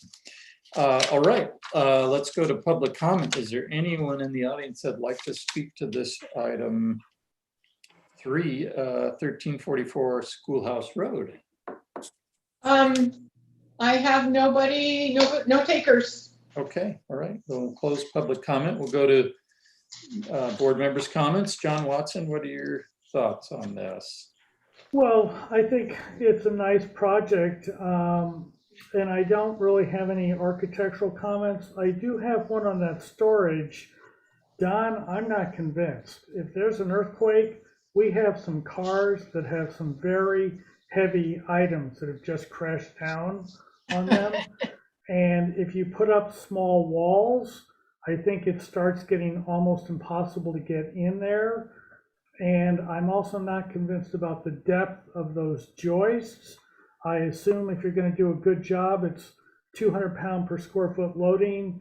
I'd be extremely surprised if you're under 14 inches, maybe even 18 inches for that long of a span. So, yeah, you know what, John, it's engineered now, and we use steel beams on. Okay, there you go. Yeah. So you went for money, not practicality. Okay, there you go.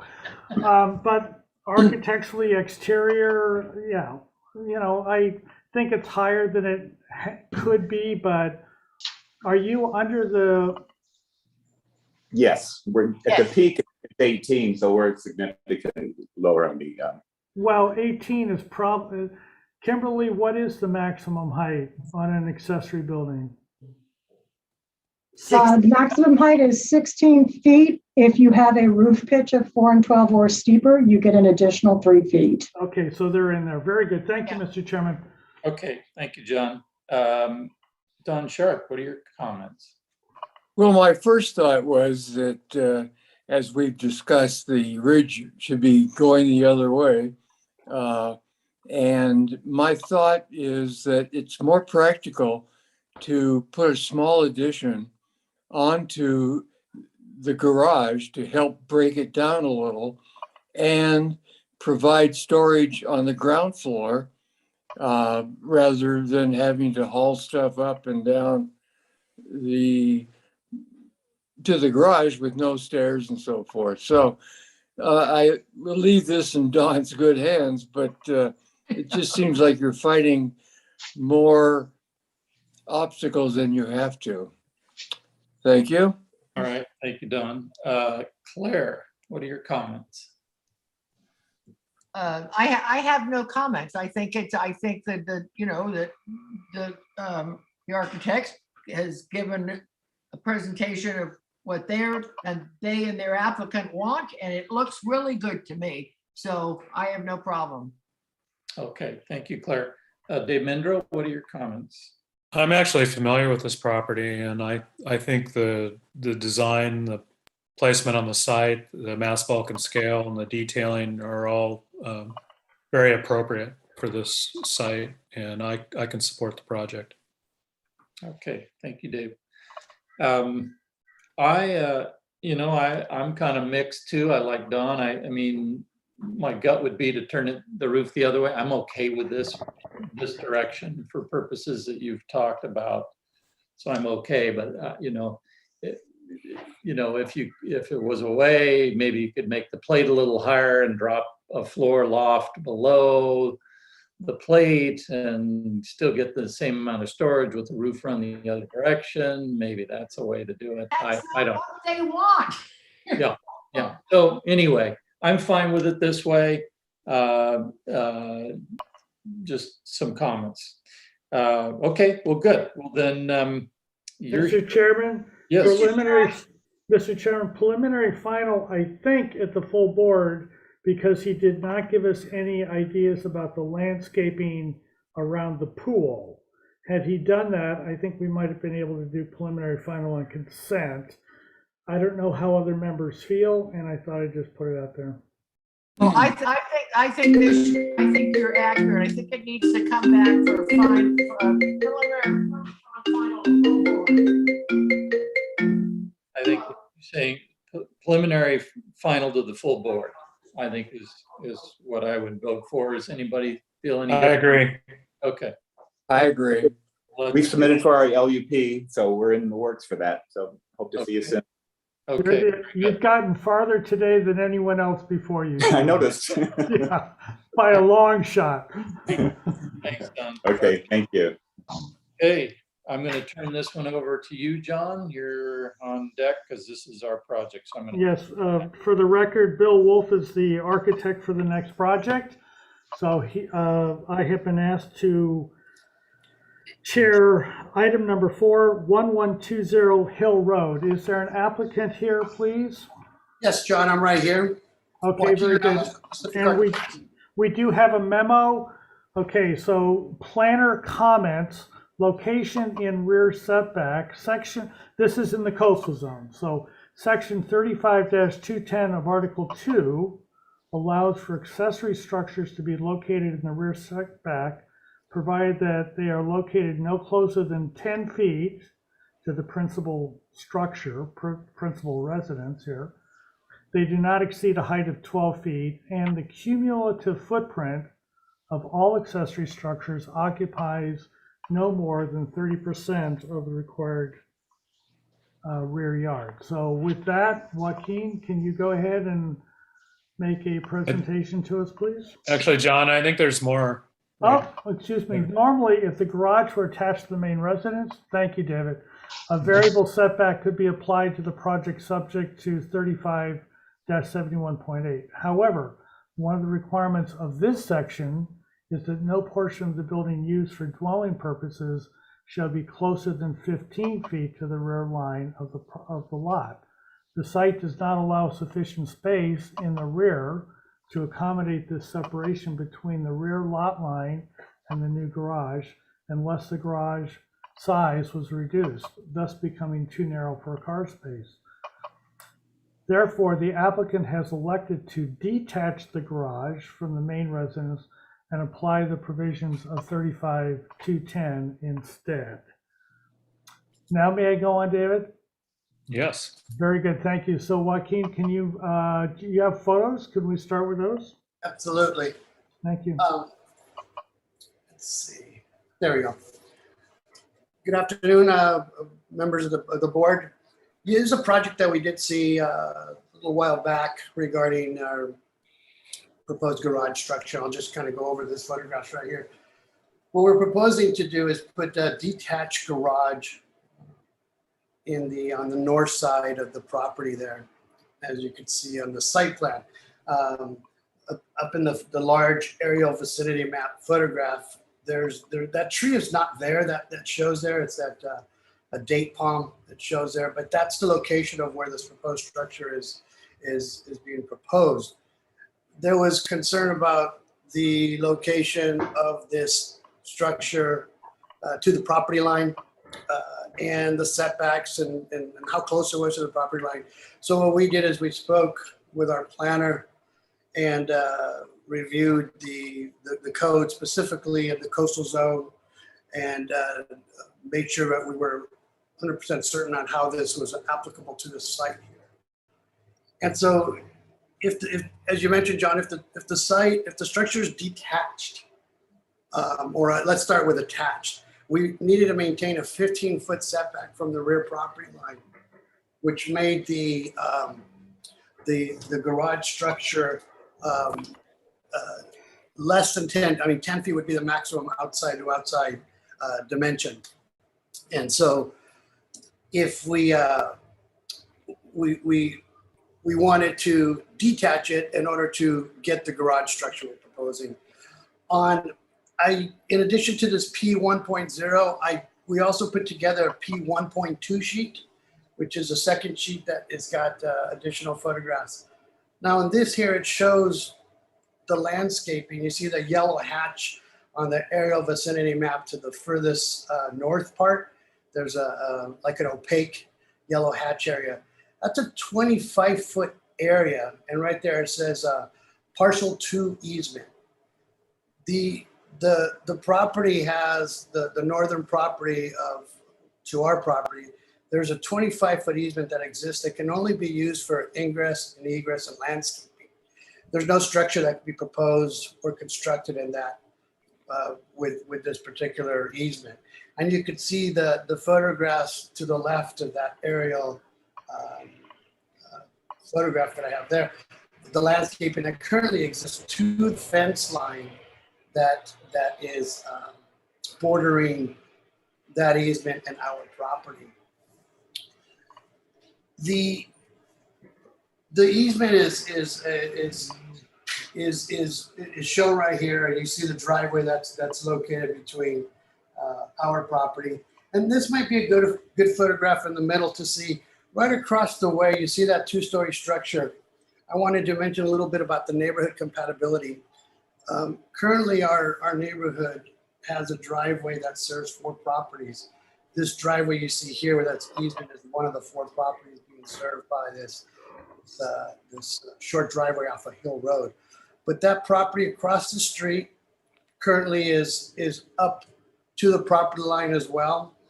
And if we could go to the previous P1 page that has those photographs, I just wanted to show really quick. Right in the bottom set of photographs, and if you could just scan to the left, that aerial piece. Right now, that structure, which is on the neighbor's property, is right up against. You see that trampoline on the neighbor's property, which would be to the east side of our property. There's a circle just down below that, a little bit more down below that, not right there, correct. So that garage structure up above is currently, there's no fence. So there's a garage structure right up above north of the trampoline, and that fence, that structure is almost exactly what we're proposing to the north side of our property. We considered putting a 12-inch setback from that north property line and squeezing in maybe a 12-foot garage. But whether we were 12 inches away, 2 feet away, or 8 inches away as we have it proposed, we're not going to have a fence there. We're going to have our structure that we're proposing will be a hardy siding that will pre-prime and construct that structure. It'll serve as the fence similar to what we have to the east side of our property.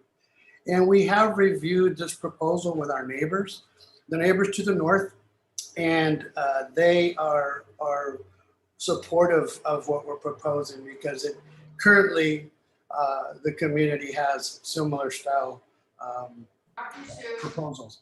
And one last part, the property to the west, you see the red driveway that is right under the word private, right there, correct. That's where the 2-story structure is right now. That's all the way up, to the property line as well. So we feel it's the best situation for the site. We did take into consideration everything that was proposed or was asked of us last time that we presented. And we wanted to take a look at that. We worked with Veronica, our planner, to make sure that we were right on track with what we're proposing. And if there's anything else I could help answer or provide, please let me know, but I'll leave it to you. Mr. Chairman, can we look, Mr. Chairman, David, can we look at the FAR study and then go to the elevations, please?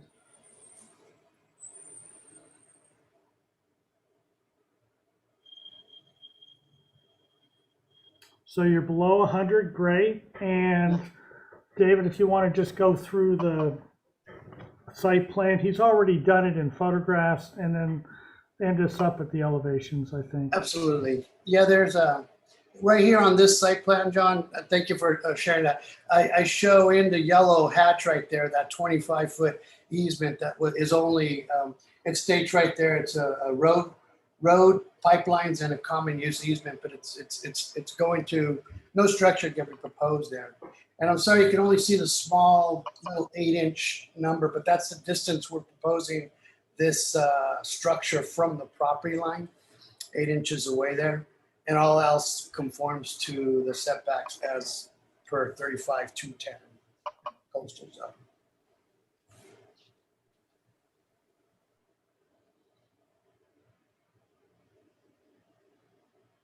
Just keep going, I think. Okay. Yeah, the rest are going to be, the floor plans. It brings up a good point. On this new garage floor plan, which would be the floor plan that's shown on the right of the three sets of plans here, you see the dash rectangle above the new one-car garage. Now, that's a transom or structure that's off the ridge of the proposed, and we'll see it better in the elevation. But the glazing that is, there we go, right there is better. So the clear story shows the glazing that's being proposed there. It can't be less than 3 feet, and anything within 3 feet and 5 feet has to be a protected glazing. And that is our intent, to have non-operable, fire-rated fixed glass glazing in that. And that's going to be valuable northern light that comes into this structure. So we really like to try to maintain that a sort of style that way, to try to get some of that natural light into our garage. So I believe the rest would probably be electrical and mechanical plans that we were developing. Are you completed then? Yes, we are. Okay, questions, Claire? No questions. Don? One question, why is the ridge offset on the main elevation of there when you have that clear story, which tends to break it up, but it just seems too complicated. And there must be a reason why one plate height is higher than the other. I could take a look that we try to keep a low plate height on that north side. If we maybe could be, part of it too is that long ridge that we have that you're talking about there. The maximum height is 12 feet. I know that changing that ridge won't affect that 12-foot height. That's something done that we could consider, but that's what we did. I don't have a solid answer for you on that. But. Okay, thank you. And Dave Mendro, please. I just want to confirm that what you're proposing meets all the zoning standards without a variance or modification, that the planners confirm that this meets the standards. It does. We had, after our last meeting, we met, well, digitally met, at least with our planner, Veronica King, to confirm the way the ordinance interprets this particular project and that particular ordinance for, the coastal zone, and confirm that it does it does conform to the ordinance. And may I just, to Don's question that he had, do you see that elevation, the west elevation? See that Yes. trellis? That was one of the issues. I'm sorry, I wasn't able to answer it immediately, but getting that trellis at that height, I know we could probably hang it off the rafters and such, but that kind of drove that initial plate height at that point. But maybe the height could be going up higher and then a higher plate height than 7.3 on the other side. But we talked to the neighbors and they liked what we were proposing. Maybe it's a height. Okay. It's more complicated than it looks, so thank you. Sure. David, anything else? No, thanks. Is there a requirement to have the trellis there for zoning? There's not a requirement for it. It's still considered a detached structure. So that's a personal preference or rather than a requirement? That's correct. Okay, is there anybody, thank you very much. Is there anybody in the audience that would like to address the board on this issue, please? 1120 Hill Road. John, I didn't receive anything and no one has their hand up. Thank you. Okay, so closing public comment. Let's just go through that same order. Claire, what do you think of this project? I don't really have any comments about the project. It looks pretty straightforward. It's, Yeah. Okay, Don? Well, other than my question about the plate height varying so much, I have no, it's a very minor issue, of course, but it seemed to me that the plate height should be the same all the way around, and what you do with that trellis, work it out. But, you know, it's not, again, not a big issue. Okay, so Dave Mendro, please. Yeah, I think it's a nice design. I appreciate that it's with that asymmetrical gable layout. The building is really low against that property line. I think you've demonstrated with the aerial photos that the neighborhood has similar conditions existing. So this is, you know, appears to be consistent with the neighborhood, and it meets the zoning standards. It's a very small structure, so I can support it. Okay, and you know, I tend to be in Don's camp here. This doesn't look like the patient search that Corbusier has guided us towards has been met here. And even though it was 100 years ago, Guy Corbusier, you know, but, and I wouldn't say that this is a rom chomp, but even so. So I guess I can vote for it this way, but I feel that it is not something that would be on the front page of your website. And I feel that that's unfortunate. So I think every project should be on the front page of their website. So what does the board want to do with this, please? Well, here, what's it here? It's here for further conceptual? I know, but we can push it to preliminary final on consent. We can push it to preliminary final on the full board. I would do Small project. I mean, let's not beat this thing to death. Yeah, no, I would recommend for preliminary and final on consent. I mean, we're dealing with 457 square feet, please, no. I agree with Claire's comment there. Okay, I also agree. Okay, so continue this item. Let's see, do we have any, Veronica, I don't know if you're online, but preliminary final on consent. And I think I'd like to put as our comment, consider a more traditional west elevation. Understood. Okay, so item number 5, Bill, would you like to take over again, please? Thank you all. Okay, thank you, Joaquin. Thank you, John. Let's go to item number 5. That is 329 San Ysidro Road. Preliminary final. We do have a planner. Is the applicant? Oh, we've got previous comments as well. Let's read those. Nice project. Architecture is appropriate. Size, bulk, and scale seem appropriate. Provide landscape plan to document existing screening in place and any proposed new screening and planting material. Put trellis out of setback. All right, is the applicant online? Yeah, it's Dennis Thompson is here, and Karen McConaughey, the landscape designer, is also on the phone, I believe. Okay, great. Thank you, Dennis. Go on ahead. Sure. Well, we're here for final approval, hopefully. We have our construction documents. There's been no change to the design, but you can scroll through and you'll see we've got a color scheme now, a material board, and landscape plans are at the very end. So just some review of the house. Dennis, you did not pull the trellis out of the side yard setback. Yeah, let's discuss that. Would you please address that? Yeah, we worked with our planner on that, and she suggested, and we calculated the variable alternative setback situation, so it does comply.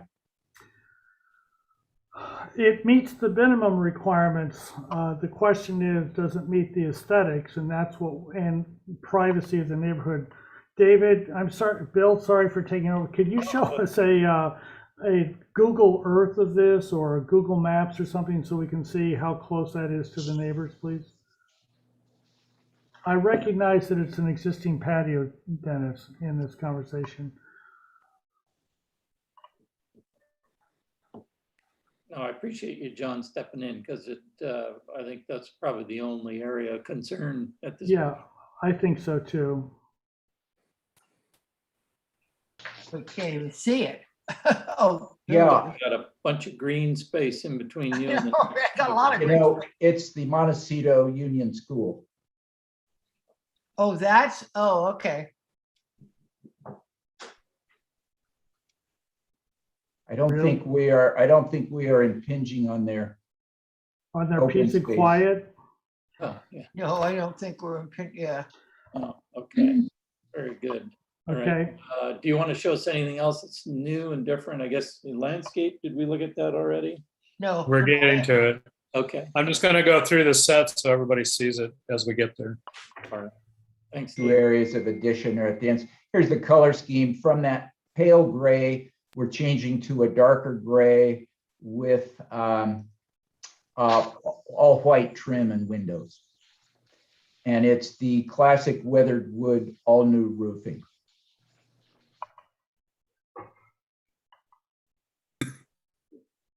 So where's that white?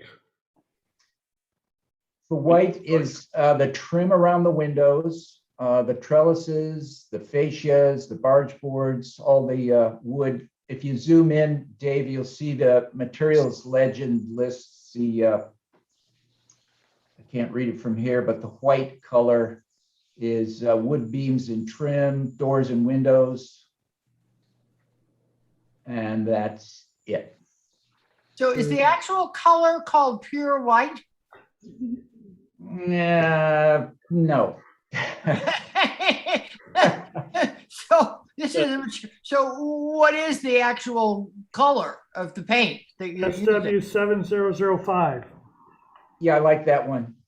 Sherwin-Williams. It's a Sherwin-Williams color. You mean, not the 7005, that's not the color. Yes, it is. Oh, Yeah. that's the color. Oh, so it is pure white then? Yeah, and if you go back and look at the photographs, it's essentially the same white, same windows. It's the same color scheme. We're just changing the body to a dark gray. Well, this house already has surround windows with white. It's Yes. tough when you have windows and doors that are already white anyway, so. Yeah. Oh, okay. It has an LRV of 84. There you go. Yep. Does that make you happy, John? Well, you're the white guy. That's why I brought that up, you know. Feel knowledgeable. Yeah.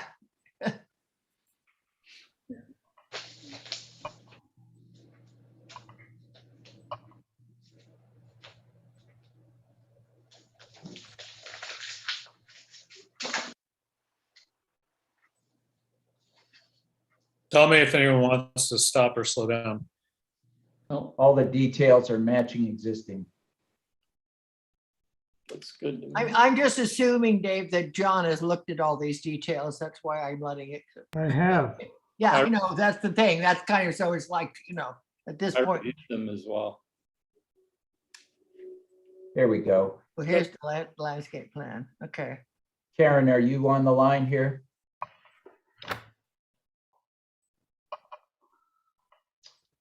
Apparently not. Who was it? Wait, hold on. Yeah, she's there. You're muted, Karen, I think. Unmute. There you go. Is she on the phone? There, no, she's on, there we go. Okay, go ahead, Karen. We can hear you. You can hear me now. Okay, great. Yeah, so the landscape plan, we're showing new landscaping around the house, just in the areas that are going to be disturbed by construction. And the landscape palette was selected primarily to match what they have existing. Around the front of the house, they have a palette that's mixed succulents and shrubs. And so we were matching many of the same succulents, added just a couple more evergreen shrubs to the palette. On the south side of the house, they're taking out lawn and planting it out. And that's the area right there, right next to the driveway to remain. So that currently that is lawn, so it's going to be replaced with drought tolerant planting, as well as the bioretention basin, which is very close to the edge of the driveway.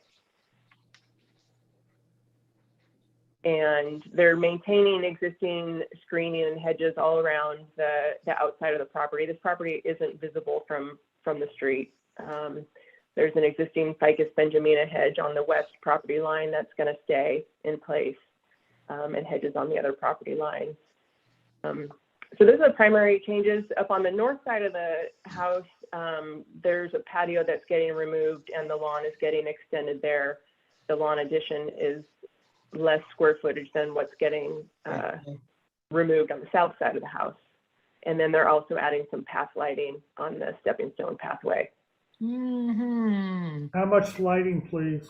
I was going to say, do you have a lighting plan in here? Well, it's right there, lighting legend. This is it.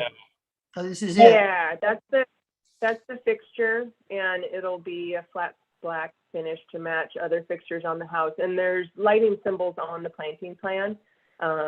You can see it's those circles right there. Yeah, those three would be new path lights. And then on the northeast side of the house, by those stepping stones, there's another 5 or 6 path lights. Oh, I see them. There they are. No. Yeah. Okay. So is that it? About 8 or 9? Total? Yeah. And they're all just path lights? Correct. Okay. Okay. Does that finish your presentation, Karen? It does. Okay, thank you. Did anybody have any questions? Maybe I'll put it out to the board that way. Anybody? John? Nope. No. No. Dave? Nope. Okay. Claire? Nothing? No. Okay, me either. All right. Anybody in the audience that'd like to speak to this item 5, 329 San Ysidro Road? Bill, I do have Mr. John Estray with his hand up. Okay, all right. Can you unmute? Mr. Estray, go ahead. Hi, I'm the property owner right to, I believe it's the west. I'm at 327. First of all, I guess I'm a little frustrated because despite the last time that we did this, they did not reach out at all to walk me through their plans and their considerations of what they were doing. My two biggest issues, one that I know don't have any control over, is the accessory unit. So I won't say anything on that, but the kind of the whole pool area being redone is, yes, there's existing vegetation there, but it's an older fence. The vegetation's high, and their property is actually, if I had to guess, probably 3 or 4 feet higher than our property, right at the property line. And so I'd like to see some significant landscaping to not only impair the visual, but also the sound, as there's, they're kind of putting it right in the corner, which happens to be right where our house is. Okay, well, we're trying to get You're there. you're to the west, is that what you said? Yeah, looking at the screen to the left. So I think that's to the west. Yeah. Yeah. So you're saying they're putting the trellis, the pool is there already. Right, but they're making a whole outdoor space kind of there as part of this whole redesign. See that on the site plan again. Can you go back to the site plan? Yeah, let's go back to maybe this here. That's existing. Yeah. So That's this is the existing.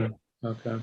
Yeah, I'm not sure. Pergola's existing. The new patio trellis is new. That's Oh, at okay. the back of the house. That's the back of the house. So I'm assuming that the person that's online is to the left of our screen. Yeah. Is that Yes. correct? Okay.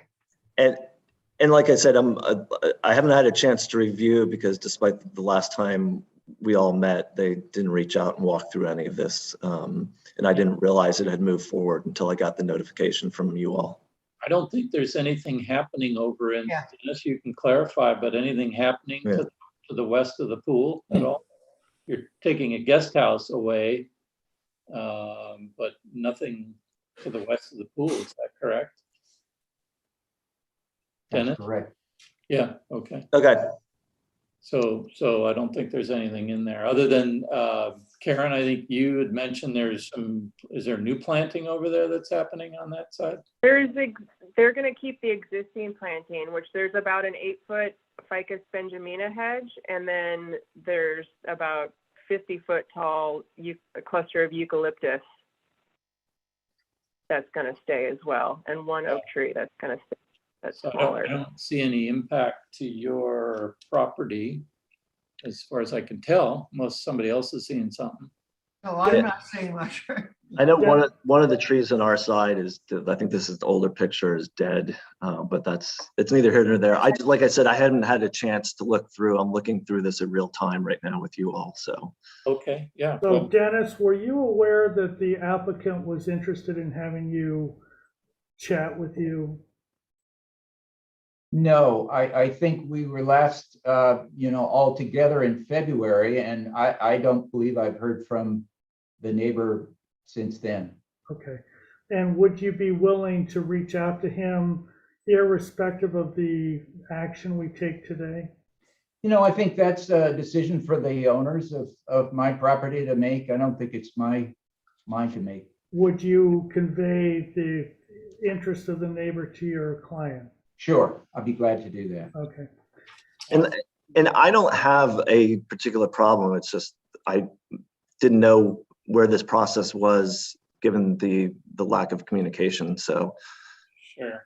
Yeah, this is moving forward. So if you can get through to Willow Brown, she can probably connect you with the parties that are involved. And, so anyway, thank you for your comments. Okay, so was there anybody else, Sharon, that no? Okay, all right, then we'll close public comment. We'll go on to members of the board's comments. John Watson, I know you and I reviewed the details. What do you think about this? I'm ready for a motion. Okay, is everybody else ready for that? I'm okay with that. Yes. Okay. Yes. Okay, Mr. Esray, before I make this motion, I'm going to make a motion for both preliminary, which is the big one considered by the county that really gives you, if you don't like it, now it's the time. So for both preliminary and final, and you have 10 days to appeal this decision if you don't like what we did. Just so that you know that you have that right. I'm not recommending that you do that, obviously, since I'm willing to make this motion, but I wanted you to be knowledgeable of that if you were not. So to that end, I would like to move for final approval, preliminary and final approval as submitted. I'll So second that. I need to take it to public comment as well on that? Well, we just went through public comment. Or, okay, all right. Then all those in favor of John's motion and Claire's second, all those in favor? Aye. Aye. Aye. Opposed? All right, motion carried. Thank you. Thank you, everyone. All right. Thank you. Okay, on to item 6, 240 Oak Road, final approval with our planner. So is the applicant online? Yes. Philip Suding from Earthform Design is here. Don Nolte. All right, let me read the notes here from last meeting. Architecture, very nice. Confirm with the roads department that landscaping within right-of-way can be approved. Oh, this is it. Okay. Restudy driveway configuration, provide good faith effort to eliminate second driveway. Okay, all right, thank you. Go ahead, Phil. And Okay, Mr. Chair, I will start with that. So on the first sheet, if you could put that up, of the landscape, so it's probably going to be towards the end. L1. This isn't it here? That was it, David.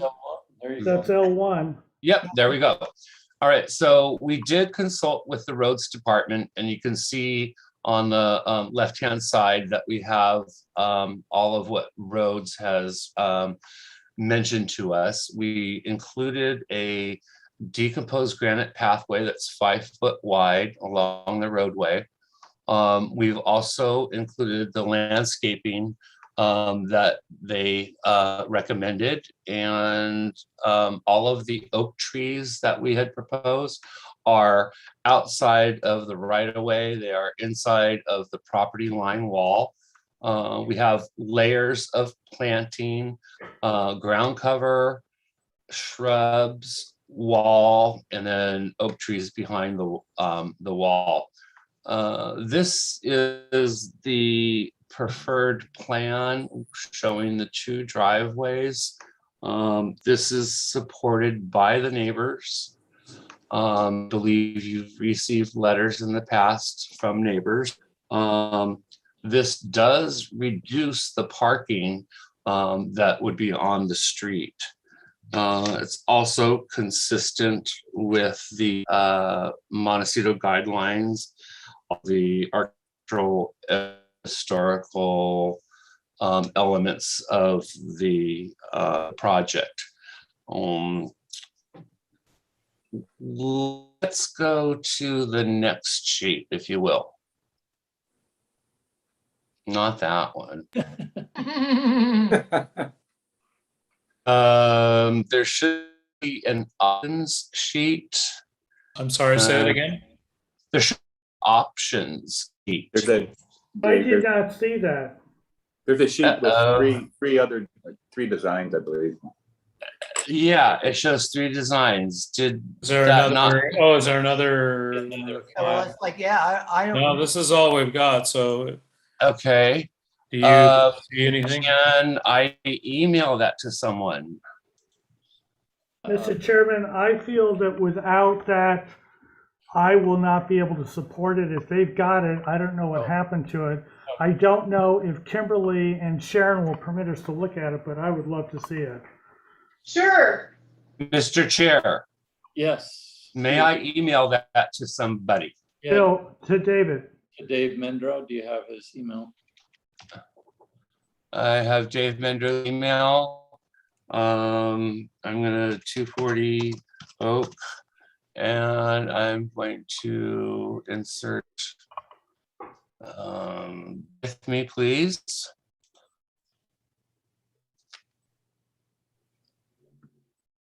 Well, while we're waiting for that, should we go on to look at the architecture here for final? Don, do you want to jump into that, and then we'll segue back? Okay, Mr. Sure. Menrow, Yes. did you receive that? Let me check.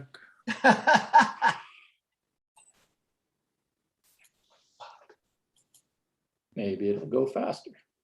Well, I'll look on my phone, and you can keep Okay. going with Don here. Okay, whatever the board prefers to do.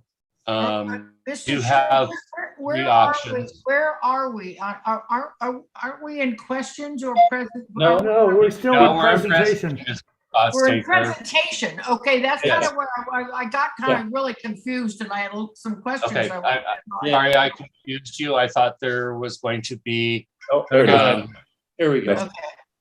Okay, All right. so there are the 3 options that we have done, and I think that you can see not completely consistent with the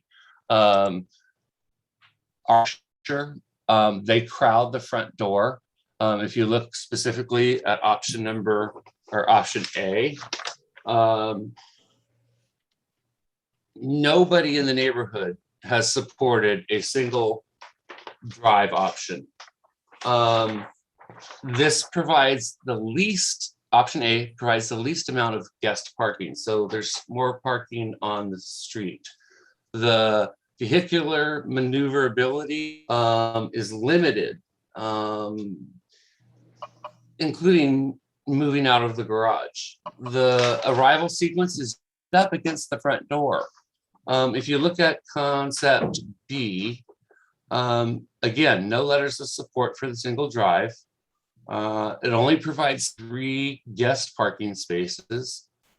And there's a significant amount of pavement that is used for backups and hammerheads and maneuverability.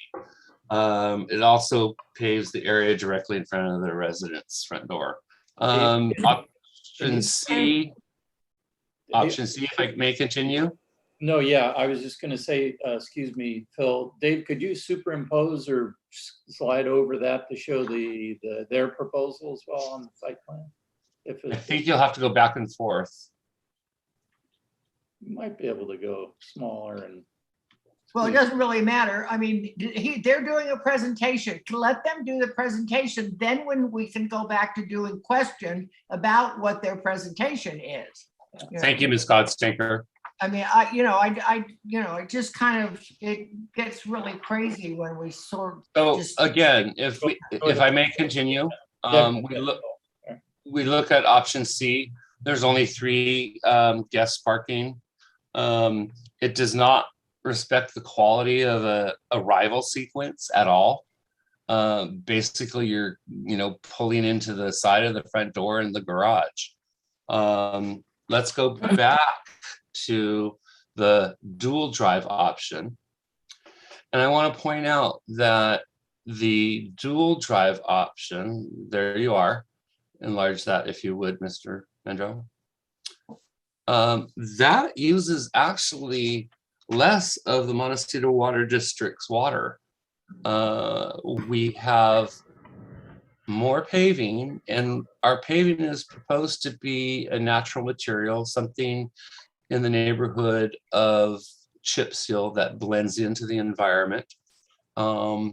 We also are providing 5 off-street parking areas, which gets those 5 cars off of the roadway, which the neighbors support. We feel that this is a superior option for the layout of the driveway, including respecting the historic structure. So I think I'll leave it at that. And Mr. Chair, if you want to go where you want to go. Yeah, John, Don, you want to do your? Yeah, I was just going to fill in that both of these these driveway mouths have been reduced substantially in size too.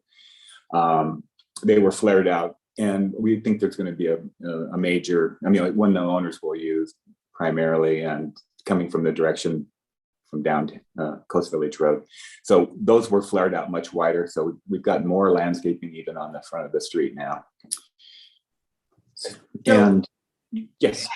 So how wide are those openings? We're not in questions yet. Oh, sorry. Don, why don't you go and do the architecture? Okay. All right. Well, we had we've fleshed the drawings out more, and we have all of our details. If you want to go through the A set, we have lighting plans and all of our exterior detailing. And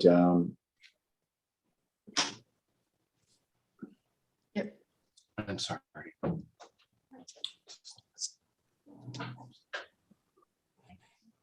Careful to pull the lighting together, respect the dark sky ordinances.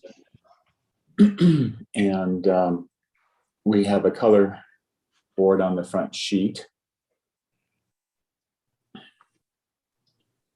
Chimney caps, tile details.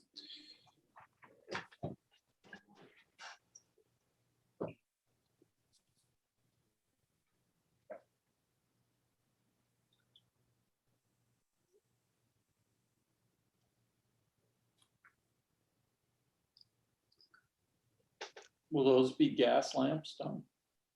It's that same company, but no, do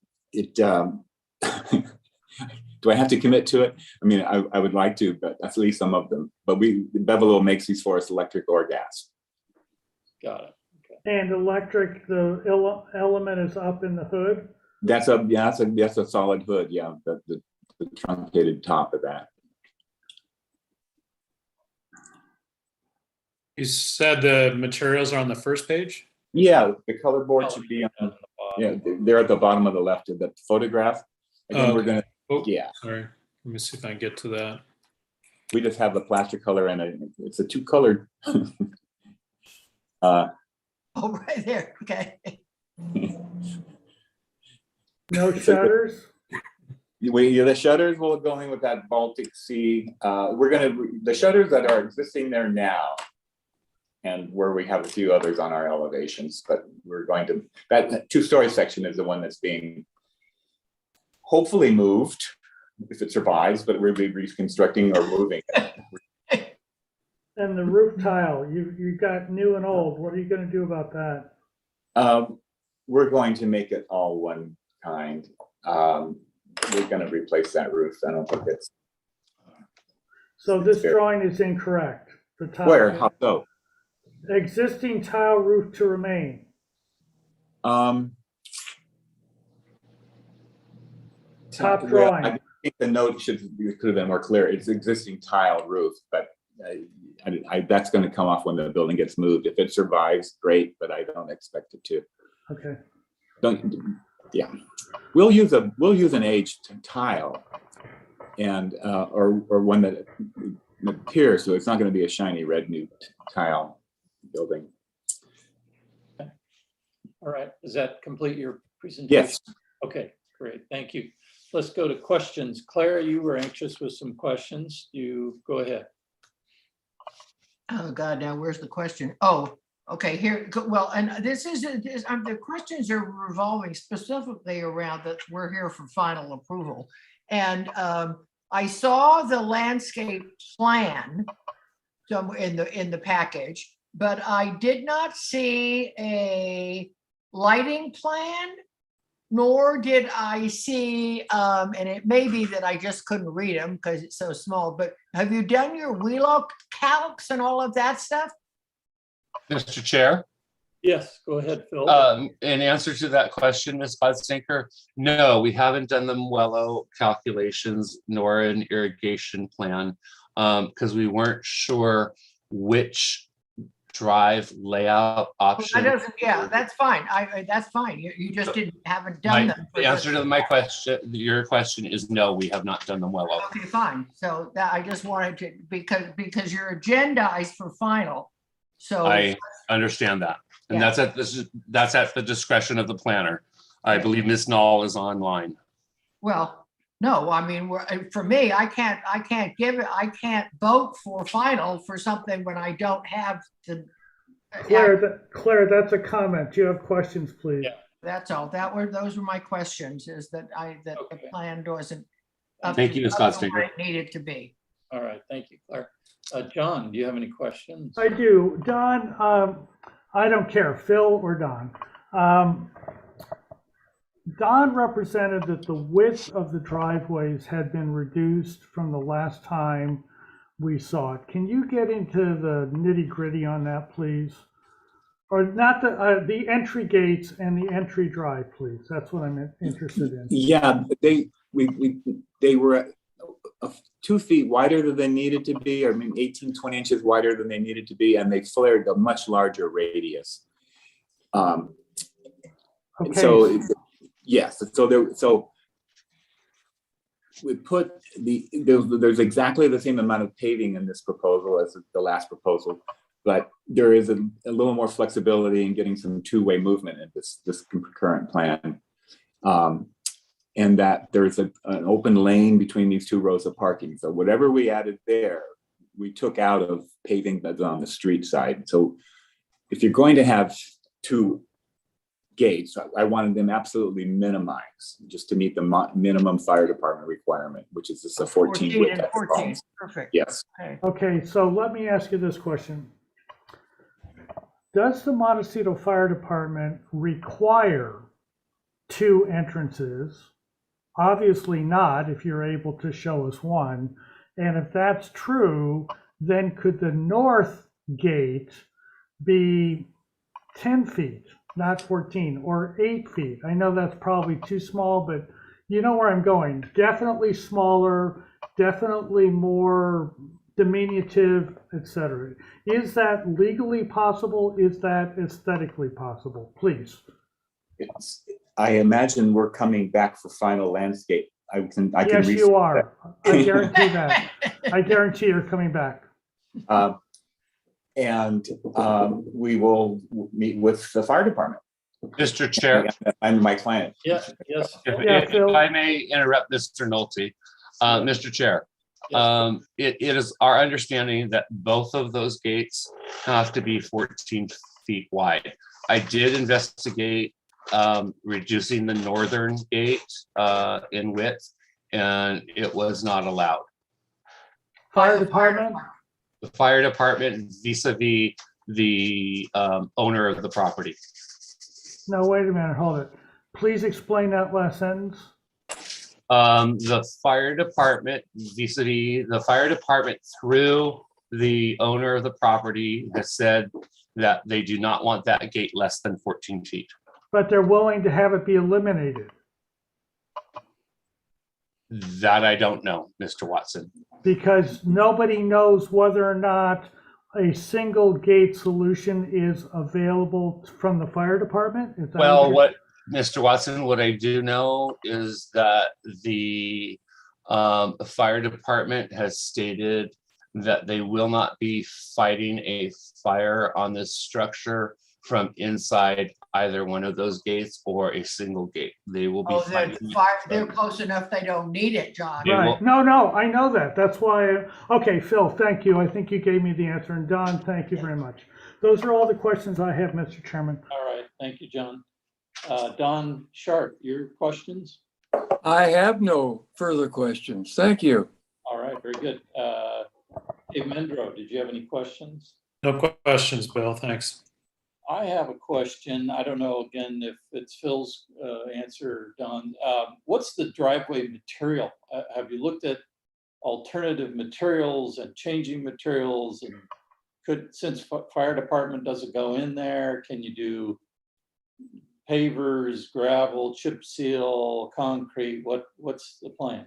Currently, the proposal is to do chip seal driveway.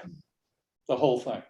The whole, from the garage and and that will be curbed with a sandstone or a stone curb.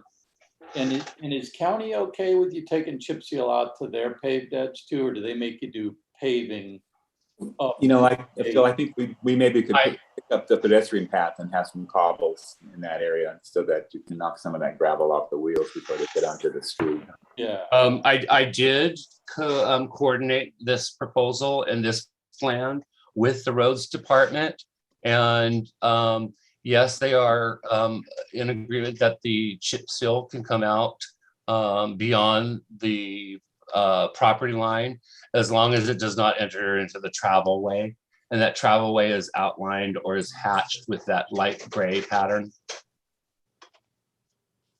Okay, I don't see that on this. Oh, that's the road. You just needed an encroachment permit to cross the right of way line. Yeah. That's all you need. Okay. All right. Well, that was all I had question-wise. Okay, let's open public comment. Is there Did anyone? Don Sharp get to ask questions? Don did not have any questions. Right, Don? Right. Okay. I have one other question. Okay, Claire. And this is concerning the driveway. I know Phil gave us all. Have you guys ever considered reducing the width of the driveway so that you just have a loop driveway? You don't have to have these extra parking spaces to the street side. So it really is just a 14-foot driveway through loop through. Have you looked at that? Mr. Chair? Yes. Ms. Godstinker, yes, we did. And what we felt was that it was. I don't care what you feel. You just answered my question. You did consider it. Fine. That's all I need. That's all I need. Thank you, Ms. Godstinker. All right, thank you. Let's go to public comment. Was there anyone in the audience that'd like to speak to this item? Thank you. No, okay, very good. Item 6, 240 Oak Road. All right, we'll close public comment. Let's go to board members' comments. John Watson, what are your thoughts? Okay, so can we go to the alternatives, Dave? That extra sheet is probably underneath this one.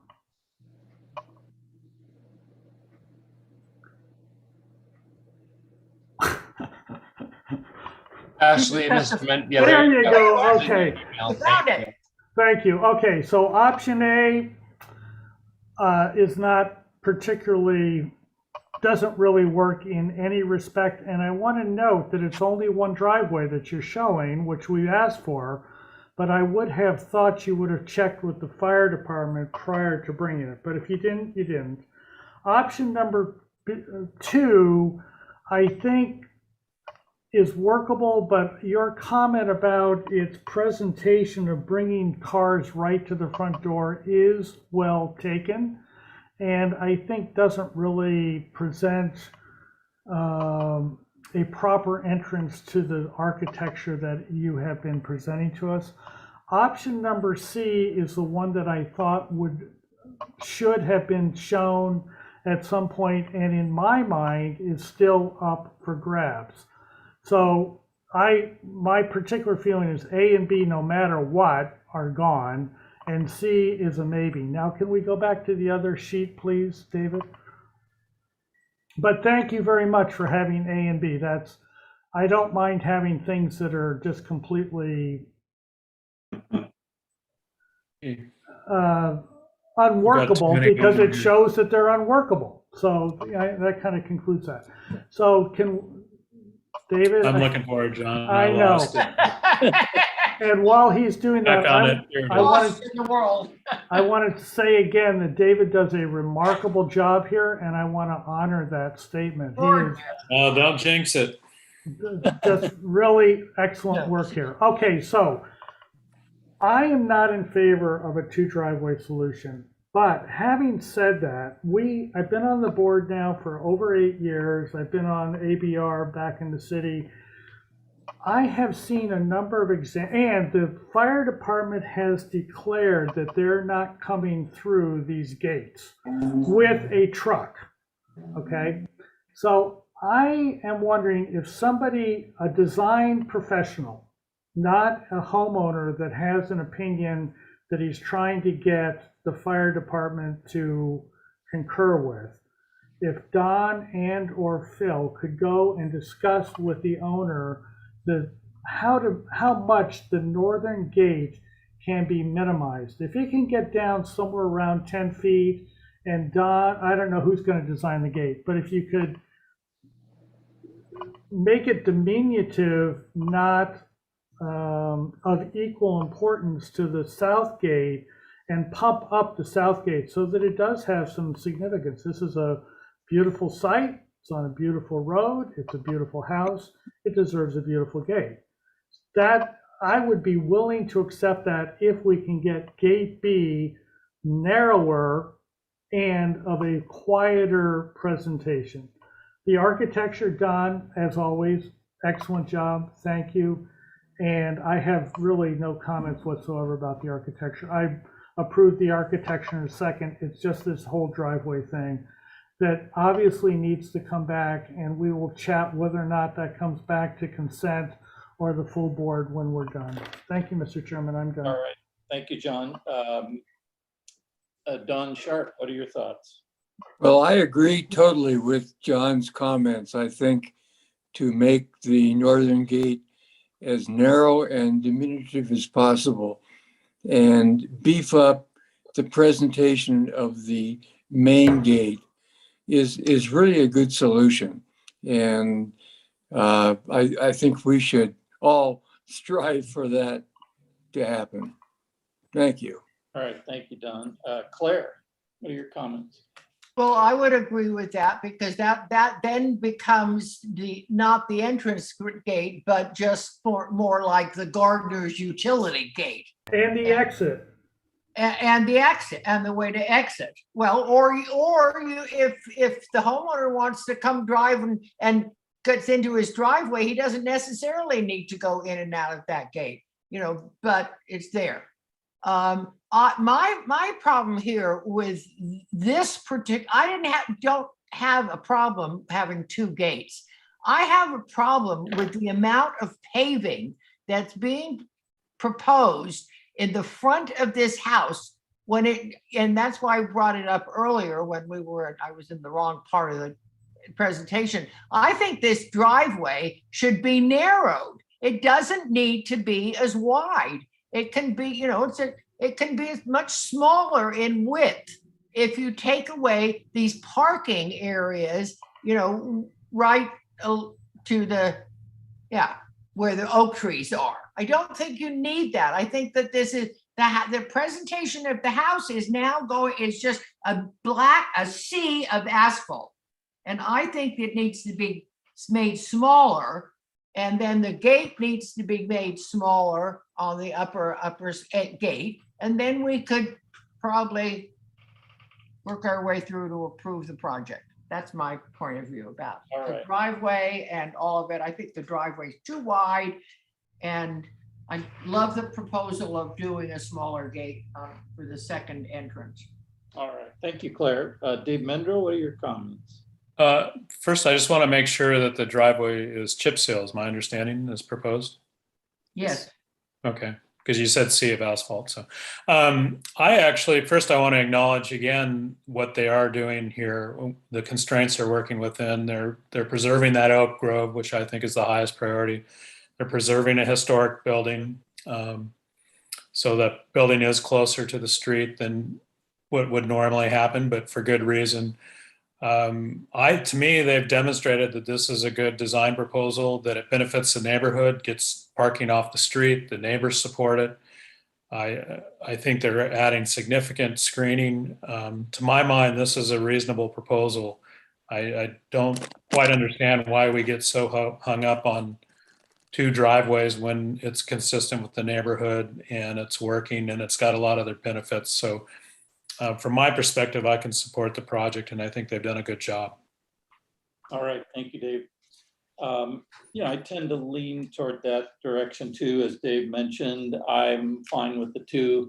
I do like the idea of reducing the scale and the massing of the second gate to the north. I'd be certainly fine with that as well. I do appreciate the design and the effort that you've gone through and getting it to this point. The building is lovely. It looks great. I have no issue with that. I'd be fine with approving it as it is. So that being said, what is everybody, do we do? We could have them come back for final on consent, or do we do full board for final review? Mr. Chairman, it's very clear what my opinion is and what I'm going to be looking for. Yeah. Unless a majority of this board says, just give us the WELO calcs and we're done. But I haven't heard that. I've heard 3-2 in terms of let's find a way to reduce that. I'm happy to do it on consent with Claire if we can agree on where we'd like that northern gate, the size of that to be. And I don't know if it would be Don or Phil, but I think they know how to design a more diminutive gate. But if you don't want us to do it, I'm happy with the full board. So whatever the board wants. Yeah, do you, Don and Phil, feel like you can come back with a plan that addresses, the majority of the board's comments about the northern gate, and possibly looking at, for Claire, the idea of the reduction in the width of that parking, not maybe on the west side of that space. Maybe there's a way to do more of a single car pullout instead of 2 cars, or something that would be less impactful. Maybe the material change or something there. I don't know. Mr. Chair. Yeah, go ahead, Phil. Yes, I do feel that we can come back to you on consent. I believe Mr. Watson and Ms. Godstaker can handle it with the reduction in the width of the northern gate. However, I do want to say or reiterate that we have gone down that path with the fire department. We are more than willing to go down that path again. and see how much we can reduce it by. I also wanted to mention that the amount of paving on the driveway has been reduced by approximately 500 square feet from the original proposal that the MBAR has seen back in, I don't know if it was May or February. And that was achieved by reducing the backing distance out of the garage and by reducing the number of, or the amount of paving at the hammerhead on the very northern part of the driveway. We will continue to study ways to reduce that paving. Ms. Godstinker's comments about not having that amount of paving in front of the house are taken to heart, and we will study that. I would love to come back to the board on for final on consent. Mr. Nolte, I don't know how you feel. Yeah, I'm sure that all sounds fine. And I just want to let you know that what we will do with the southern gate there is make that clearly the primary gate, and the other gate, regardless of the size that we can finally work out, that it's clearly subordinate and it's not a decorative and can kind of go away into the landscape. So Mr. Don, Chair, Claire, can I say something? yeah, go ahead. Now, for those people that wish to watch the next item, we are having more and more issues with what I would call excessive amounts of landscape lighting.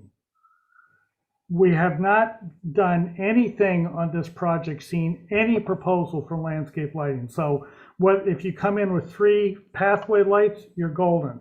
But that's not what we've been seeing recently, and I'm not expecting it. So that is a potential fly in the ointment for consent. I just want to bring that up because it has been an issue and seems to be increasing in the last 6 to 8 months, maybe a year. Mr. Chair, Yeah, I'm sorry. if I may respond to Mr. Watson, it is not the intent of the applicant to over light this project. There's not going to be uplighting of the oak trees. It's going to be. I know, but normally at landscape. Ms. Godstinker, Okay. Okay. if I may continue. Go ahead. It's not the intent of the owner to overlight this project, particularly in the front yard. So I don't have anything to worry about, Mr. Watson. I am taking your comments to heart. Thank you. Thank you, Phil. I feel that John and Claire, you're certainly very qualified to certainly make those decisions for us as a board. If you guys are okay with it on consent, we'll do that. If not, I'm happy to put it to the full board. Are you both happy with consent, final on consent then, for them to come back? Claire, I am. You? Yeah, no, I'm fine. I just want to make sure that that when they show up for final, that the landscape person has everything that's needed, like a lighting plan and an irrigation plan and a planting plan. Everything for at final, everything needs to be in plan, not in pretty pictures. Okay. They will know going into it that they have to have a complete set or they won't get final. Yeah, well, I understand, but that's. No, I'm thinking I would prefer to go before just the landscape with the full board. If we're featuring the landscape and go before the full board might be better. Don, is from my point of view, you're done. So I think we're down to landscape from my point of view. Okay, well, let's make it final on consent. Come back for final on consent and we'll go that route. It may get kicked up to the full board. So if we won't approve it, we will recommend that it be heard at the full board. Same day? Same day. Yeah. Okay.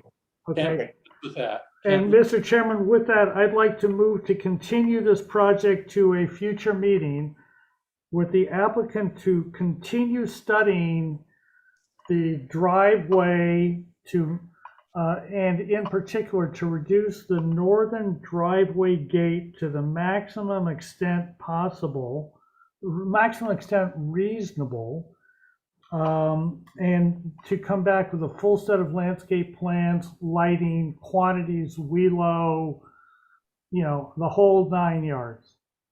That's I'll my second motion. that motion. All right, seconded by Don. All those in favor?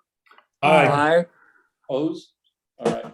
Thank you, Don, and thank you, Phil, for making you. an excellent attempt here. Looks good. Okay, let's go on to Appreciate item 7, 459 Valley Club Road. Here's the final approval. Let's read the minutes. Very nice architecture. Significantly reduced proposed landscape lighting. Okay. All right, let's Here we are. let's see what you have. Is the applicant online? Please give us your name and show us. Yes, I'm hoping you can hear me. It's Barry Winnick with Winnick Architects, also Dave Brown and Arthur Chavez from Art Luna. Are you guys able to hear me? We can. You're in a car, it looks like. Yeah, I am. And I was Dave, the landscape lighting plan is the last sheet or the second to last sheet in the set? We reviewed everything else, I think. We have reviewed and approved everything else. Yep. And so Arthur Chavez can walk you through the lighting plan. I will just give the preamble that it has greatly been reduced as you guys requested. And there is one other thing I'll just mention to you that on the architectural is pretty minor, but we did relocate the equipment enclosure for the air conditioning equipment just a little farther from the building, but still, plenty far from our neighbors. And by putting it in the new location that we have over on the west side of the site, it made it less visible from the house itself, which we were wanting to be, Is that respectful to the building there that we're seeing on this site plan? It's on the west area. Exactly. It's not really a building, it's an enclosure. So it's open to the sky. And what's it made of and how tall is it, please? It is surrounded in cinder block. Height, I actually don't recall the height, but Dave can probably chime in. Dave, do you recall the height? Hi, can you hear me? Yes. The height is approximately 7 feet from the lowest existing grade. The walls will be concrete block with a plaster finish to match the house. You have a drawing of that somewhere? Yeah, if you go to page 18 of the PDF, we have elevation views and a section view and a large plan view as well.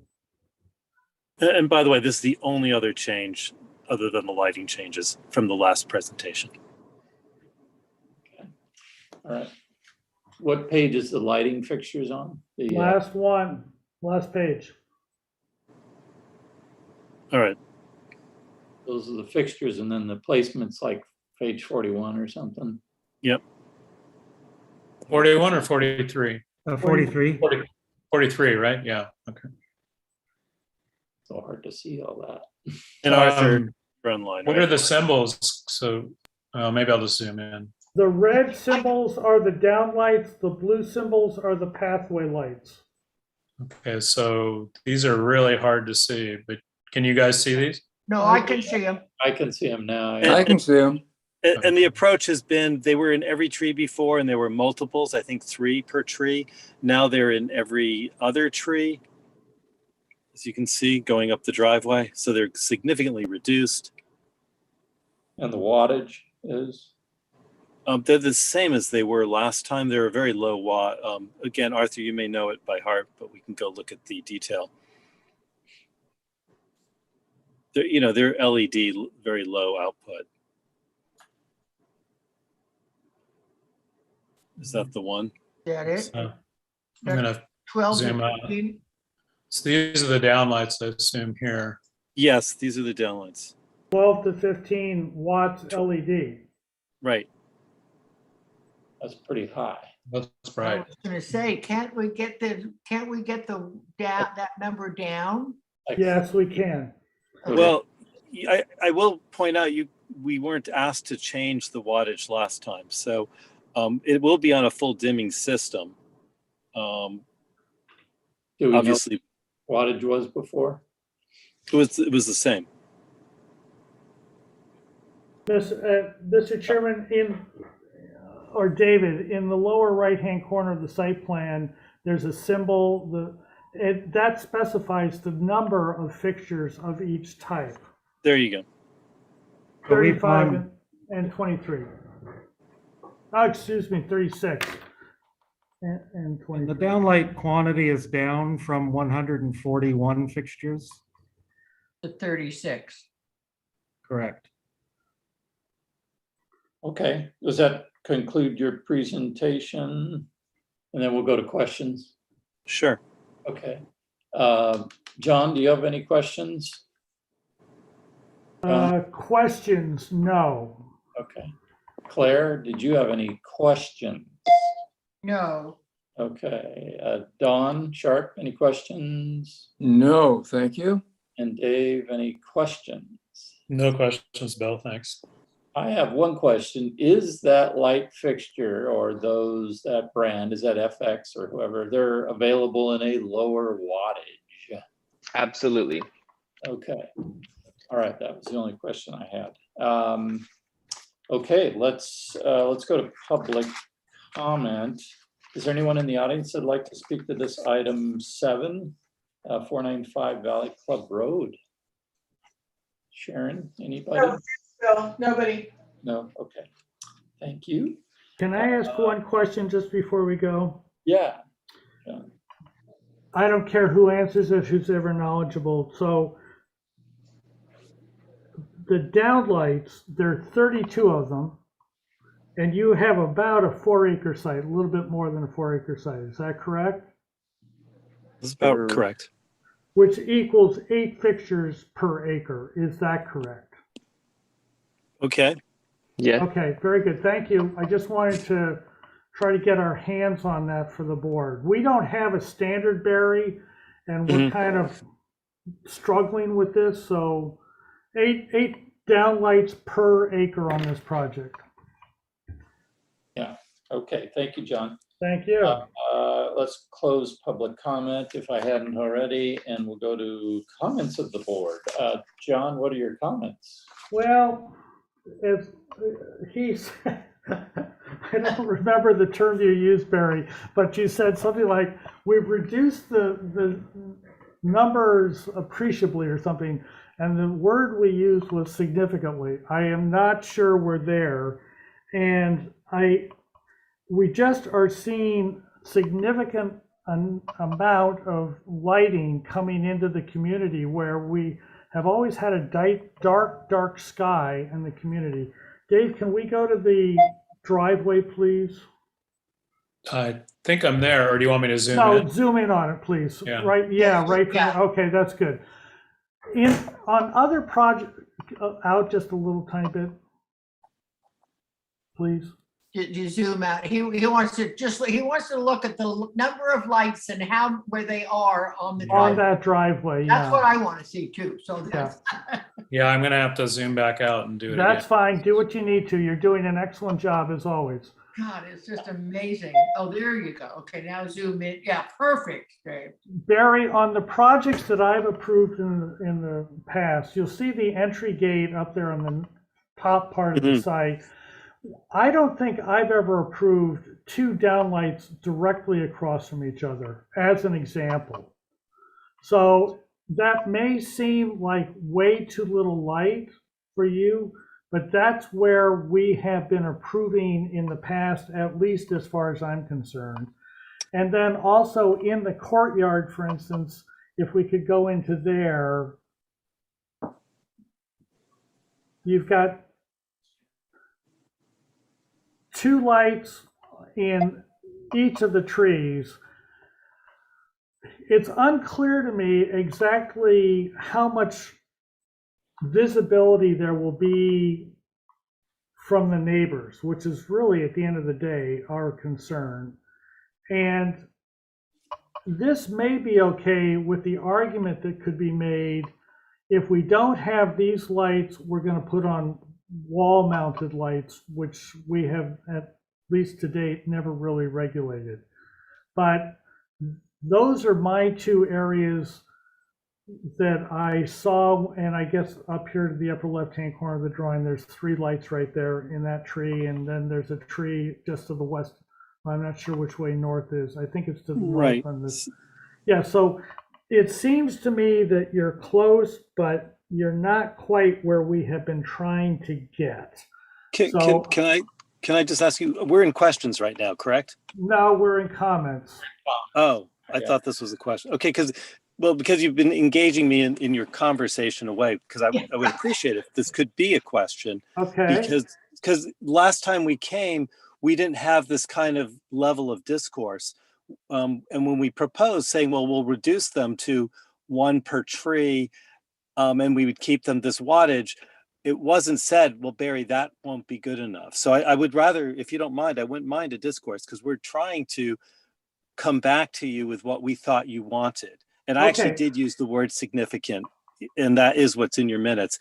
I think there's a difference of opinion of what's significant, and I'm willing to discuss that. I'd like to. Barry, I understand that we are not perfect in our review. So why don't you, I may be the lone member out. So what I'd recommend is we've got 4 other members. Why don't we hear from everybody and then chat? Okay, and that would be great, but I would like to be able to chat at the end rather than just coming back again for final. I think we can talk this through. Thank you. For you, absolutely. All right, thank you, John. You were done with your comments? I am. I'm not positive of where I want to go. It seems too many. That's a summary. Right, okay. So, Claire, go ahead. I just wanted to be clear, especially for the applicant that's brought this up, what it is that John is actually saying. Are you saying that there's too many, or that with some further conversation that the applicant can adjust them at this point in time? I mean, let's be, because the applicant is making this request, I just want to be clear about what you're saying as far as this particular lighting proposal.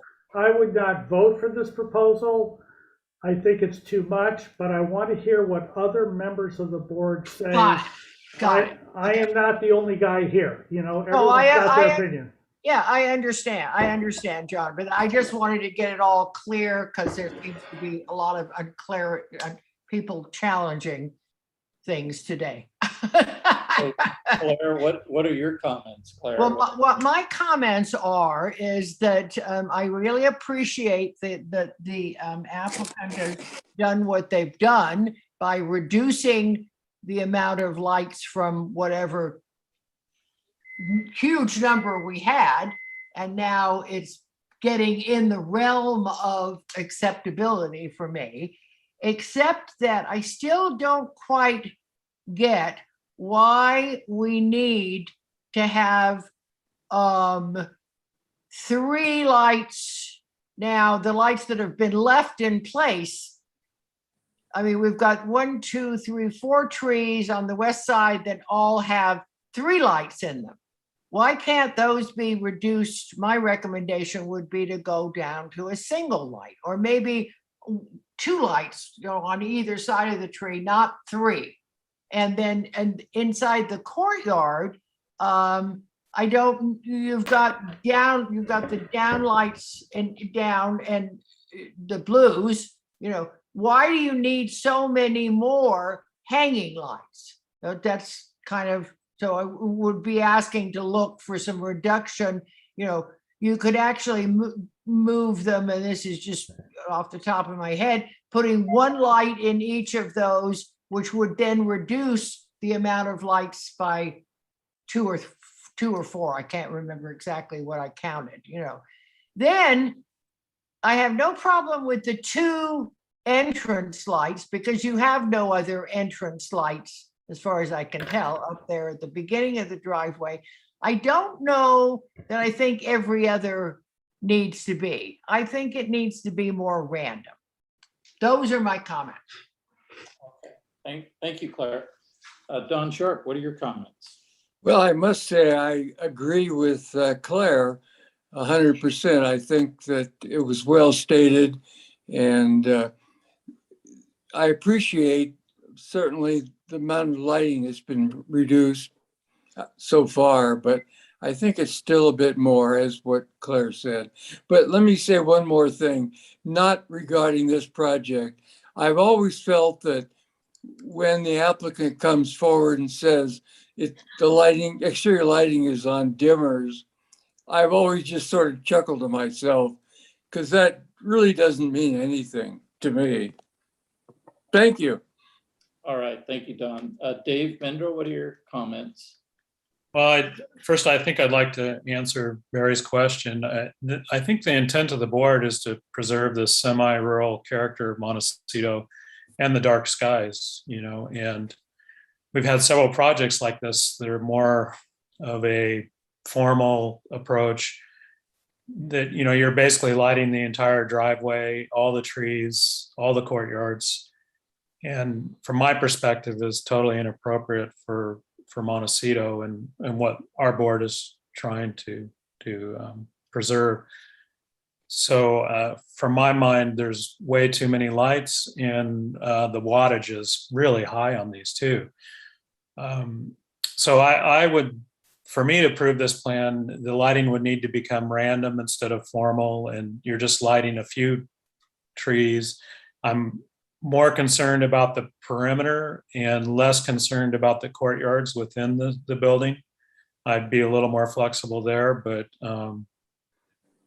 there's just way too much lighting, and it's not appropriate in my way of thinking. But I hope that gives you, I think having it less formal, more random, and a lot less just highlighting certain areas or using low lighting as opposed to all the hanging fixtures. And those are my comments. All right. I agree. I did check your last L2.1 sheet, and it actually says it's a 6-watt bulb, 6 watt and a 2 watt. So that's more in keeping. I think you're looking at voltage, not wattage. So it's a 6, which is much better. Yeah. Well, So thank you for checking that. That's helpful.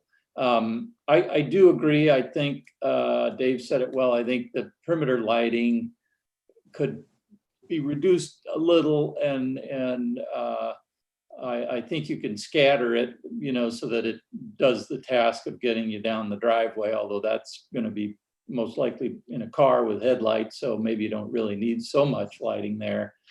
And as Claire mentioned too, in the courtyard, instead of 3, maybe 2. The path lights, I think, that are 2 watts are pretty low. Yeah, they're not going to make any difference. Not going to make a lot of difference. It's really those red fixtures that are in the trees. And I think what we've told in the past is that we've limited it to a 12-foot height maximum, that everything else would be below that 12-foot line for those. So Mr. Chairman, may I volunteer you and Claire again? Sure.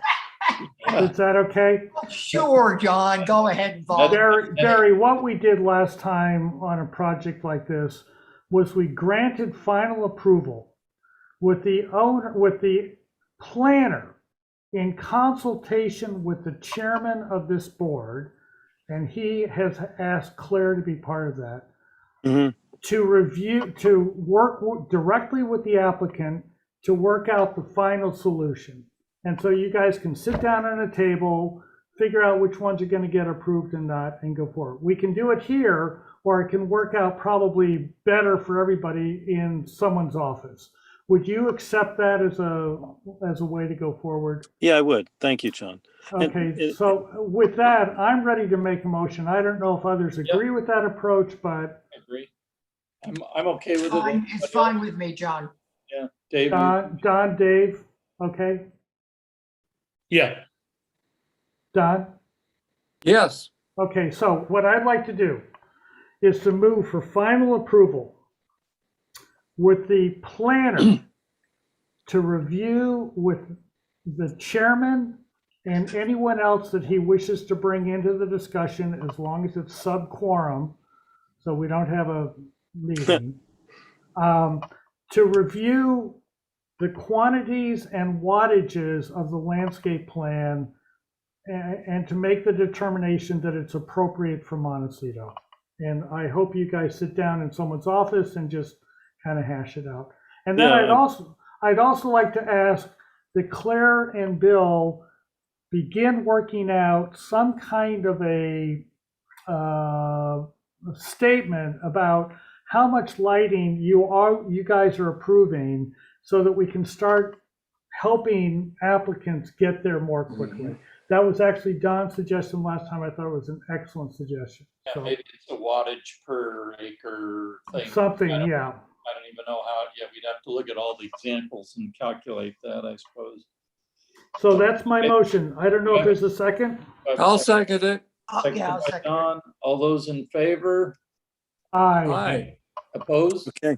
All right, motion carries. All And right. Barry, could you reach out to Bill and you guys, and then Bill and Claire can all work out? Okay, very good. Thank Absolutely. you. In fact, everybody's invited to come to my office if that works. So That would then constitute an MBAR meeting, and that's against the law.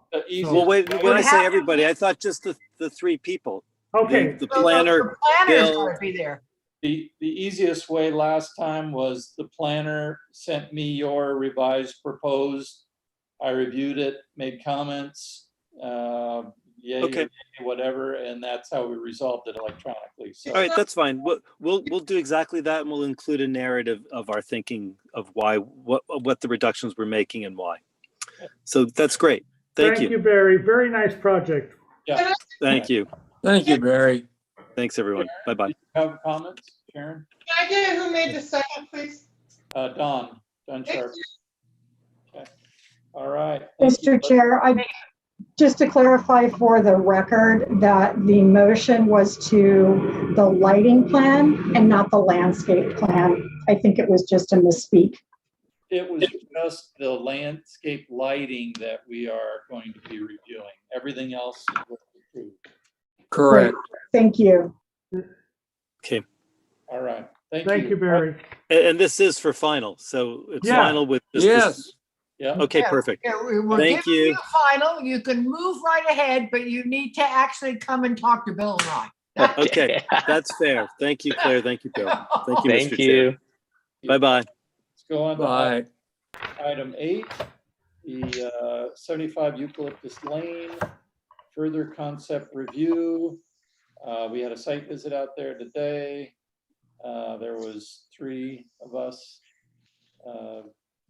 Dave, John, myself, and Sharon were out there at the site. And so anyway, if the applicant's online, please give us your name and give us your presentation, if you would. Oh, let me read this first. Planner comment. This project was previously brought to the April 8th, 2021 BAR meeting for conceptual review and was continued multiple times until removed from the BAR calendar. The applicant has returned for BAR further concept preliminary review without changing the previously reviewed plans. In addition to the unchanged plans, the applicant has provided a response package to address whether the site can be relocated from this currently proposed site to locations outside of residential areas. The applicant concludes the site cannot be moved without materially disrupting the radio frequency RF objectives of the facility.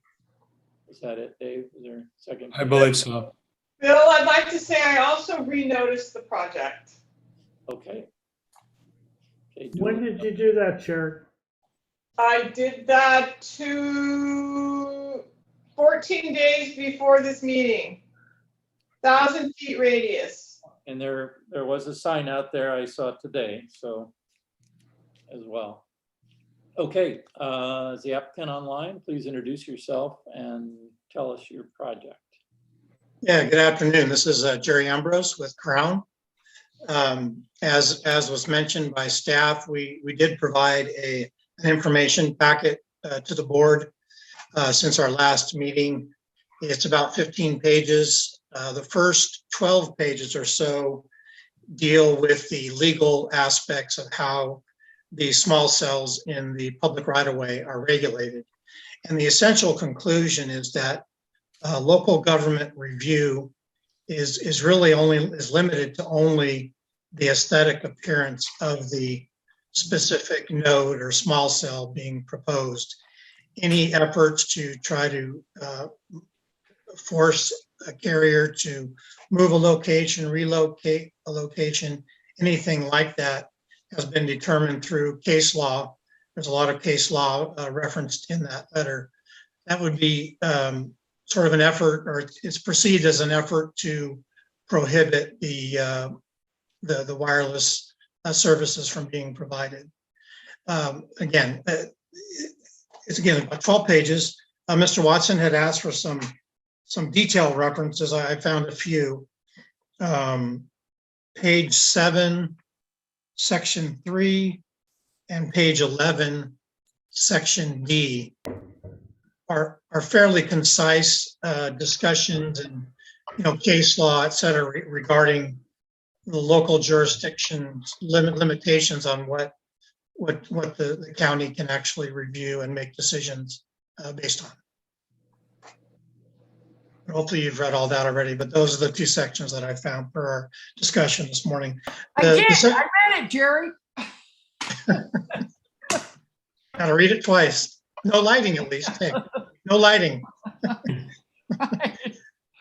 The second part of the packet that we submitted was some background on how AT&T came to select this location and provided a technical analysis of why and how this location meets the network needs, and why this particular location is the only location that will meet the service needs of the carrier here, who is AT&T.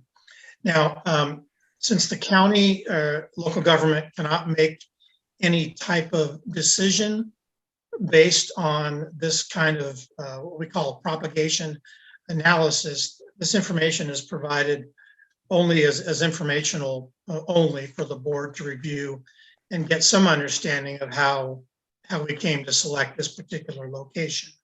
And actually the county no longer requires this information for small cell applications. It's different for the macro towers on private property, but the county no longer requires this information because, again, the law does not allow the county to make decisions based on that information.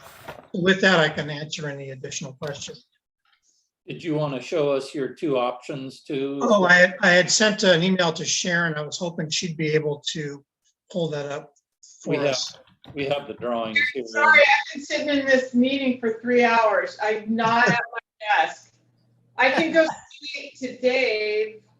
What do you want me to do? We have these images here that you can describe. Yeah, so the first image is what we call, a standoff arm, which your board has seen several times. It's where we put a 3-foot pipe off of the pole and put the antenna out at the end. Everything is painted brown to match. But in between last hearing we had and this one, we were able to develop what's called a pole top design, where that antenna, instead of being out on a 3-foot arm, we can put it right on top of the pole. I mean, a few inches above the pole with a bracket, paint everything brown, so you don't have this element sticking out from the pole. I think that's the image above, Dave. You click on the image above there. I brought the copy of the photo simulations to the meeting today. And then again, I emailed them, and I'm hoping staff can pull those up. Or that alternative. I think, Sharon, can you send those to me? Sure. Oh, does this package not include those, Dave? If you go to the sheet I don't above. think so. These are the images that are in this one, and they look, well, maybe. What's that there? Oh, They look different. Can I just forward them to you, Dave? Sure. Okay, I'll be right back. two illustrations above that, Dave. Are those any different? Those were shown. Yes, I think it's just the photo simulations that are missing. Yeah, we prepared the photo simulations. Actual plans for that design have not been created yet. So this is the original design right here with that 3-foot standoff. Okay. All right. Does that conclude your presentation? Yeah, it'll be helpful once you see the alternative design. Yeah, those that went to the meeting were able to see that, but we'll bring that up when Dave gets it. We'll go to questions from the board members. John Watson, did you have any questions about anything? I do not. You do not, okay. And Claire, did you have any questions?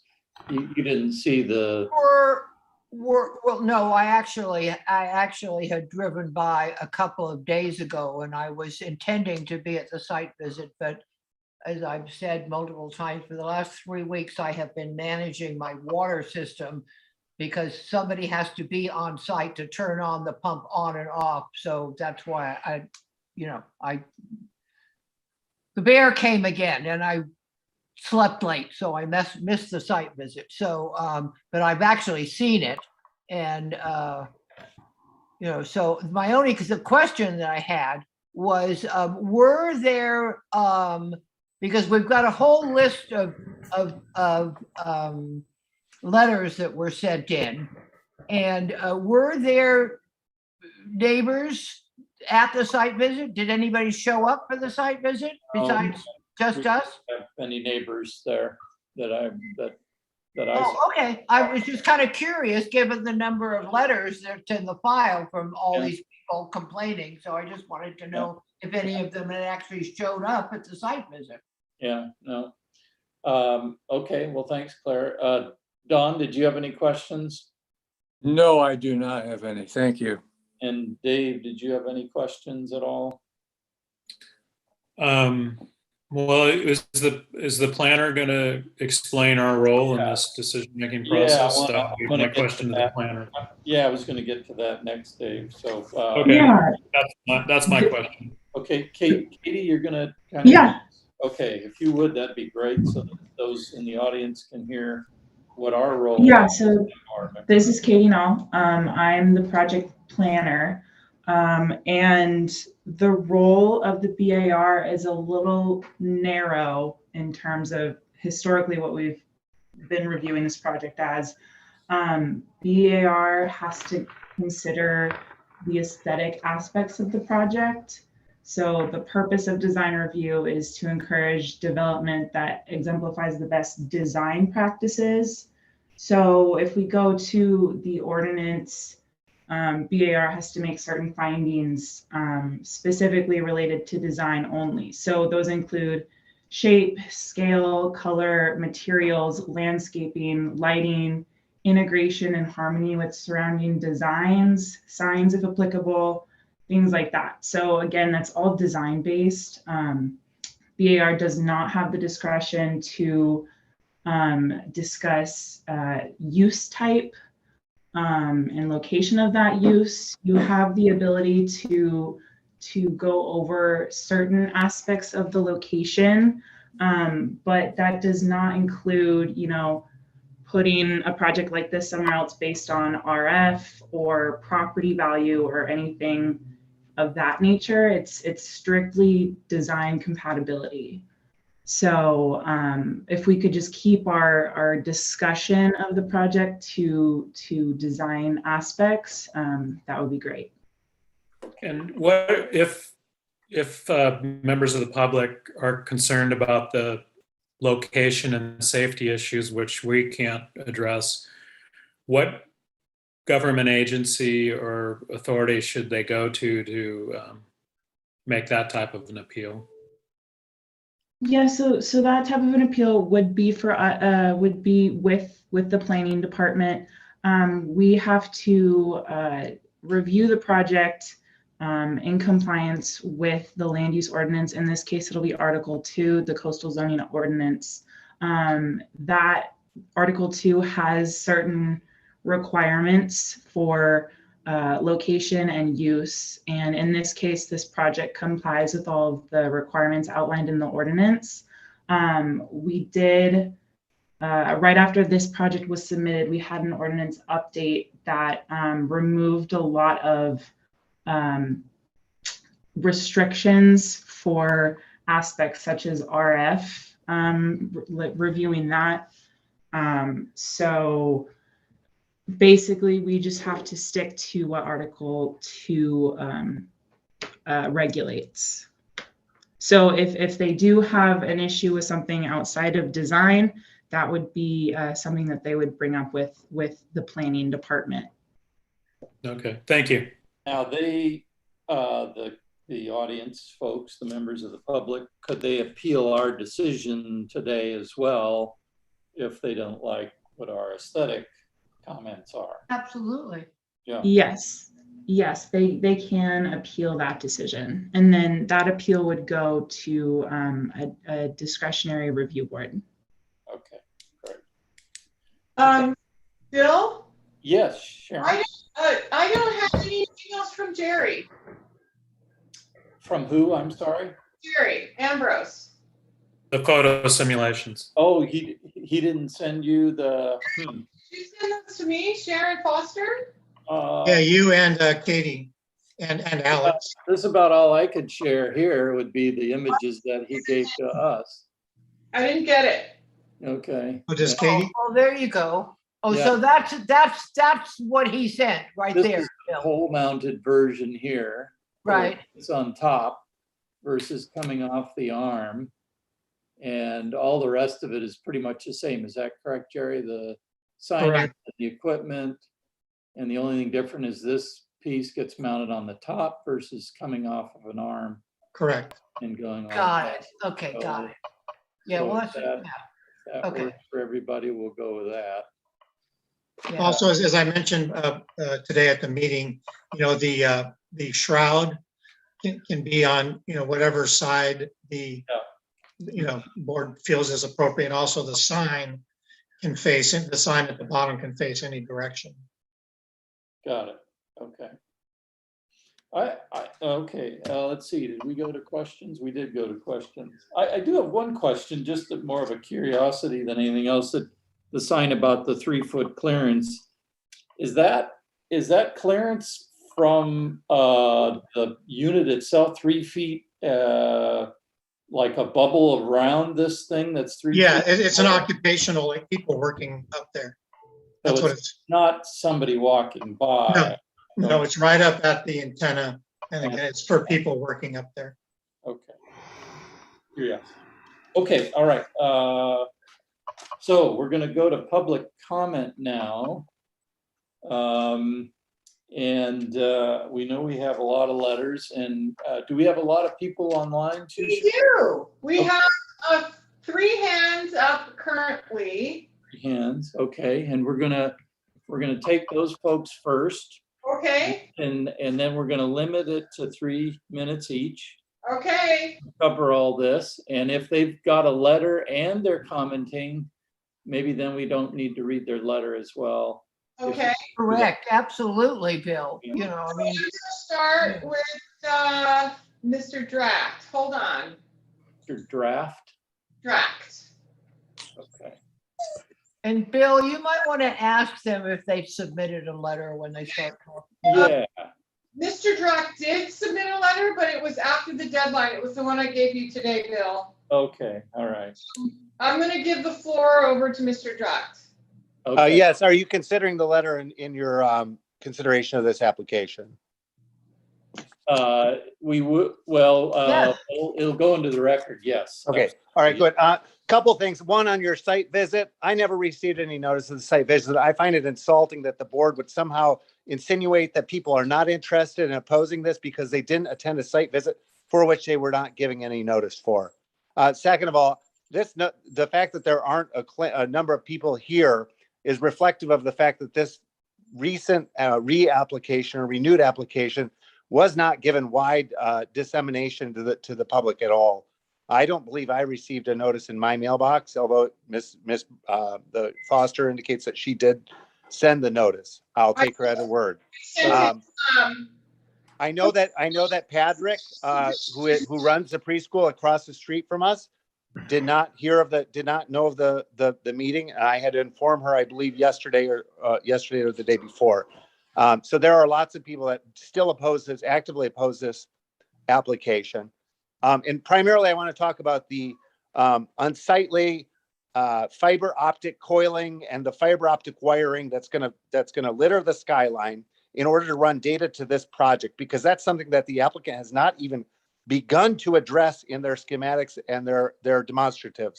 It's something that this is a board that cares so much about asymmetrical gable layout, right? for someone's addition. And yet we let this applicant somehow put a couple of pictures up with a couple projections, not even showing the entire project. And somehow the board this is the only step that we have, is to object on aesthetic grounds. Okay. This is the most important step right here. And the board has to take its obligations seriously. And that means looking at the aesthetics. So what are the aesthetics? Okay, we know what the little tower looks like. What does all the other stuff look like? What is it going to look like to have the fiber optic cabling go to that tower? We all know, I submitted in my opposition pictures of what fiber optic cabling looks like. It's going to be it's going to litter the skyline again with unsightly cables.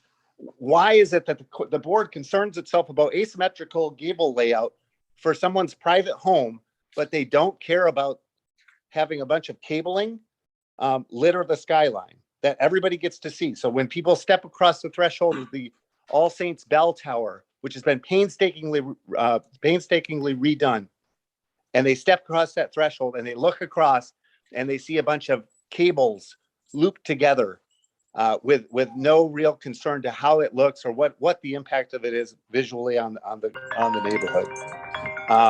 And so I think this applicant has completely failed has a facial failing to demonstrate what the aesthetics of this project are going to look like. They give 2 or 4 pictures, all of which are from the perspective of a driver, none of which are perspective from my house, from my neighbor's house, from the church, from the parish hall. These are all things that would any other applicant that wanted to do an addition or that wanted to do some improvement to their house would be forced by this board to do.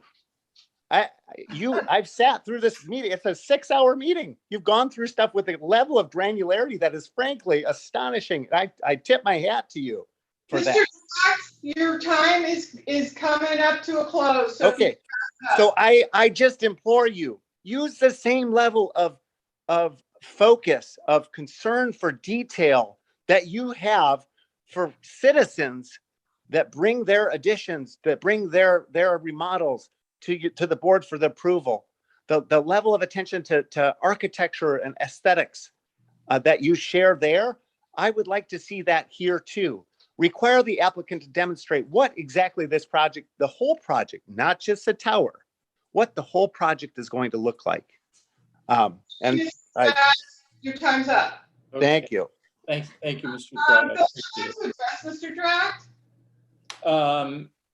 No, well, wait, I just need to let him know that I did notice within 1,000 feet of the property, and you don't get individual notices for site visits. That is on the agenda. well, I did notice there's a sign out there, and I don't know if that. That's just the land use sign. That's the project sign. That's the project sign, Bill. That's the sign that your time. yeah. The project sign has been up since since it was first noticed back in April or March. So it's something I haven't taken. It's hard to follow that. Yeah. Okay, so the next speaker is Mr. Matt Hudson. Can you introduce Mr. Hudson? Thank you. Yeah, you mentioned that that we're only supposed to look at the design or the aesthetic of the project, but one of your goals, the MBAR goals, is to ensure the neighborhood compatibility of projects. We zoomed in on a proposed project to make sure that it was away from the property of a neighbor, given the noise that the project would create, thereby creating a nuisance for one neighbor. So I just find it astonishing and somewhat shameful that we're not looking at not just noise inconveniencing one person, but potentially putting thousands of kids over several years at risk for a little bit of financial gain. I find that shameful. And so I think that looking at the potential harmful effects is definitely helping ensure the neighborhood compatibility of the project if your neighbor is a school. Okay, is that your comments, Matt? That's my comment. All right, thank you. Sharon, and did you write a letter as well, Matt? Did you have a letter? I've already. Oh, yeah. muted. So the next person to speak is Jenny Haig. Sorry if I'm saying your name wrong. Could you unmute yourself, Jenny? Yes, thank you so much. Can you hear me okay? Thank you. Yes. Yeah, I just want to start by saying thank you guys for everything you do. I'm new to town and I just so much appreciate how much care and thoughtfulness you put into reviewing things like this. I'm actually president of the parent council for the preschool, and which is, as you guys know, located directly adjacent to the proposed cell tower. And I'm also a mom of a 3-year-old girl that attends that preschool. And I believe I speak on behalf of all the parents, just strongly urging you to please not approve the cell tower. We've also submitted dozens of signatures from the parents of the school petitioning this installation of this tower. And there are close to 100 children who attend this school between the ages of 2 and 5. And as everyone I think knows, a cell tower in such proximity to a school can be detrimental to their health and their well-being. Not to mention that a cell tower would disrupt the natural beauty and go against preserving the rural aesthetic and the character of this beautiful neighborhood, and just frankly feels unnecessary. So, I mean, from what I understand, it's the mission of the board to promote the health and the safety and just the general welfare of the county. And thus I hope that I ask you to please not approve this project. You mentioned earlier on this call today that you guys care a lot about noise not coming from a swimming pool and disrupting the neighbors. And I think that's great. And I respect that and appreciate that. And I would hope that you would care enough about the well-being and the health and the safety of 100 young children to block this from happening. All right. Thank you. Thank you, Jenny. Thank you. Sharon, was that anybody else public speaking? No, no one else has their hands up. Thank you. Okay, so shall we go through these letters, Dave, then? Sure. Okay. So the first one is from Carolyn Adams. I'd like to express my opposition to the cell tower to be located at the vicinity of 75 Eucalyptus Lane. This is the wrong location for such a structure. This is highly peopled area, visitors as well as residents, a pedestrian area and a relatively unspoiled natural area, and clearly violates the BAR's policy. Okay, thank you. Royvan. Zoom out there. Okay, Valerie Oroyan. She wanted to voice her opinion regarding the cell phone tower at 75 Eucalyptus Lane. Objections are based on aesthetics and impact to the neighborhood. First, they are placing the configuration of antennas on top of a pole sitting in a configuration of utility poles, including telephone, cable, electricity. Combine this with a new fiber optic cable strung on the poles, and it only further adds to the problem of tower wire clutter. That area plagues the skies of Montecito. Second, while the tower sits upon the existing pole, it will look out of character with the neighborhood as it essentially puts a 4-foot head on top of the pole along the other antennas. I believe there was one installed on EVR that is at certain times of the day reflecting a blinding light. Third, they have snuck in a new street light on the pole according to the schematics. Page 10, there are already street lights across the street, so there's no need for one. We enjoy this night, star-filled night sky with our neighborhood and also enjoys. Fourth, as a public safety issue, how are people to walk on the western side of Eucalyptus supposed to stay 3 feet away from the pole per the sign when they want to post on the pole without having them walk into the street, thereby endangering residents that are forced to safely navigate Eucalyptus Lane, which sees a lot of vehicle traffic, many of whom turn their eyes to the visible blue of the ocean and not to the pedestrians walking. So dangerous. This is disturbing to our little neighborhood. I feel like we've been through enough on our streets lately and would love to keep the changes to minimum. Eucalyptus has enough issues already parking street traffic. I appreciate your consideration to move the cell tower to a place less frequent by neighbors, churchgoers, preschoolers, beach visitors, and surrounding community. Thank you. Okay. It's going to take a while to get through all these, I think. Are we required to read all of these? Is that, I mean, other than by ourselves, should I read these aloud as I am, or what's the ruling here?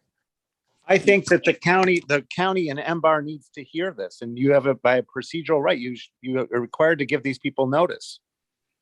You have to have them be heard. Hang on, hey, Bill. And I'm sick and tired. Well, wait a second. I mean, this is in-house. I know. I'm sorry. Is your bear bothering you? Because this is a real big issue for. Bill, I understand it's a big issue for you. It's also a big issue for the rules and regulations of MBAR. You don't seem to be taking this very seriously, though. You've been making fun of everybody. Anyway, I'll continue to read these here. Thank Dear you. ARB board members, I'm Ron Buckley. I've lived in the county since 1973. When I first moved into my home on West Valerio Street in 1973, there was a small tree in the tree bank next to my driveway. A few years later, I was in the front yard gardening, and a lady holding a big book was standing in my driveway looking at the tree. She explained it was a rare Siberian elm and showed me a picture from the book she was holding. The tree is now over 2 feet in diameter. We also have a mulberry tree in our backyard, which has grown over the years to a majestic sprawling tree. It produces massive amounts of mulberries each year, which are especially good for brain cell regeneration.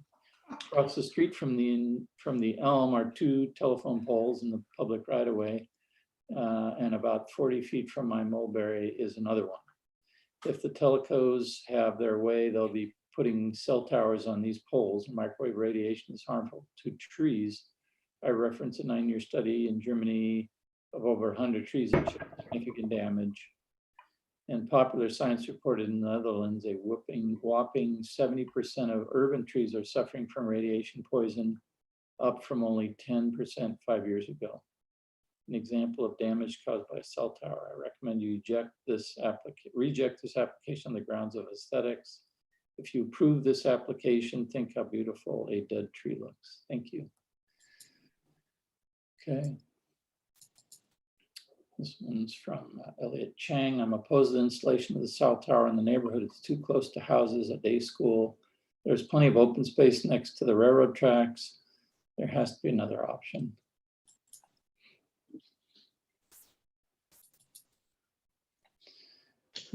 This one is from Thanks, Terry. Gianna Colombo. Planning and Development, Montecito design to who it may concern. I'm writing in opposition to the new small wireless facility proposed for 75 Eucalyptus Hill Lane. First and foremost, I remind you that each of you has an opportunity, the obligation, and the responsibility to represent the citizens of Montecito, not the owners of Infinity Group, Sure Site Consulting, Crown Castle, or any other corporation that will negatively affect the environs and inhabitants of our village. The Telecommunications Act of 1996 grants you, our public officials, the authority to regulate the location and radiative power of wireless telecom facilities. By approving the site location or any other location near the beach, harmful RF radiation exposure will be on your conscience. All of you know this location is street from All Saints by the Sea Preschool. All of you know that on warm, sunny days, Eucalyptus Lane is crowded with families going to enjoy the beach. What you don't know is that science is never settled, and that to achieve science, we must exercise continual debate, especially when pertaining to the health of humanity. There is an international appeal from scientists that call for protection from non-ionizing electromagnetic field exposure. See the attached PDF that includes a quote below. We are scientists engaged in the study of biological and health effects of non-ionizing electromagnetic fields. Based upon peer review, published research, we have serious concerns regarding the uniqueness of and increasing exposure to EMF generated by electric and wireless devices.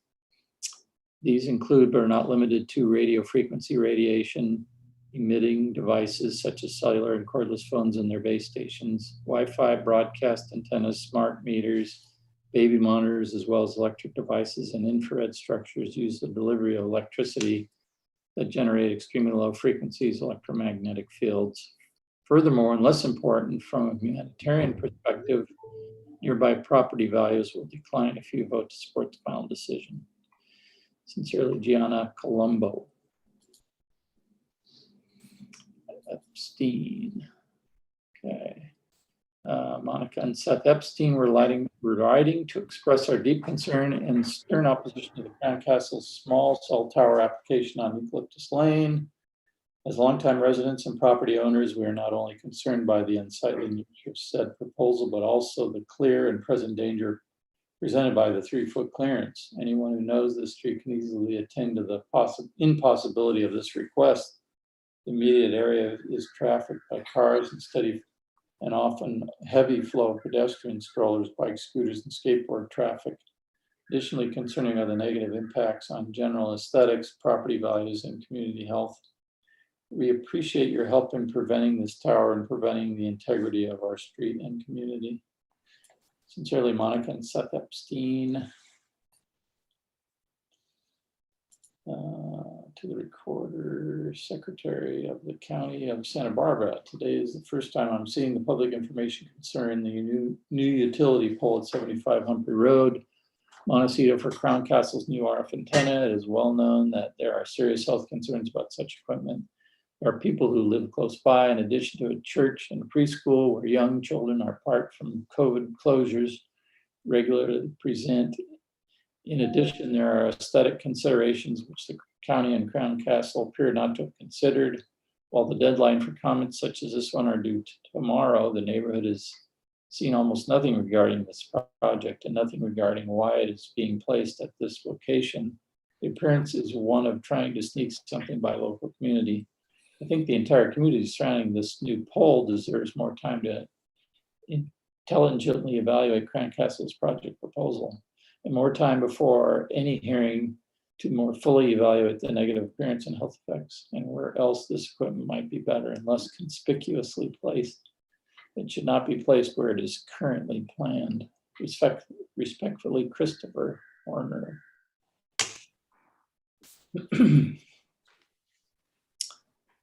Please accept this email as formal disapproval of proposed Crown Castle project. Why would they propose a location with cell equipment next to homes, preschool, church, and hotel? This is beyond all common sense. Tell these guys to go away. Bill, do you want me to read one or two while you? Yeah, that'd give me a chance to get a glass of water. Yeah, exactly. Thank you. This is actually the applicant's letter, which do we need to read every word of that? No, we don't need to read the applicant's letter. I think we're just going down the list of letters, comment letters. No, they're posted online. Okay. I would like to share my extreme concerns about the proposed installation of a new cell tower at 75 Eucalyptus Lane, item number 3. It's actually number 8. Recently, we have been drilled to, quote, follow the science, unquote, and in this case, there's a massive amount of data showing that these high-frequency microwave towers are very bad for everyone's health. It baffles me that anyone would even be considering this seriously. Have we learned nothing? The quality of our health and life must be considered before anything else. Please do not allow this installation to go further forward in this location. Thank you for your consideration. Kate Novotny, I hope I didn't mash her name. Next, please.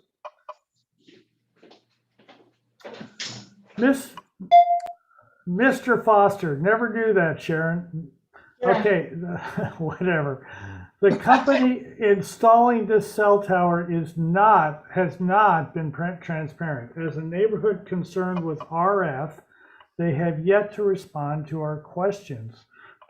Per the application, there are posted signs that they intend to put on the antenna and poles, cautioning people to keep back 3 feet from the antenna as FCC RF public exposure limits within that distance. I called the number indicated on the sign for further information as 3 feet includes anyone walking on the side of the road, our walkway, and our mailbox. I received an email back from Crown Castle indicating that they would be providing me with a site-specific RF report 10 days from Friday.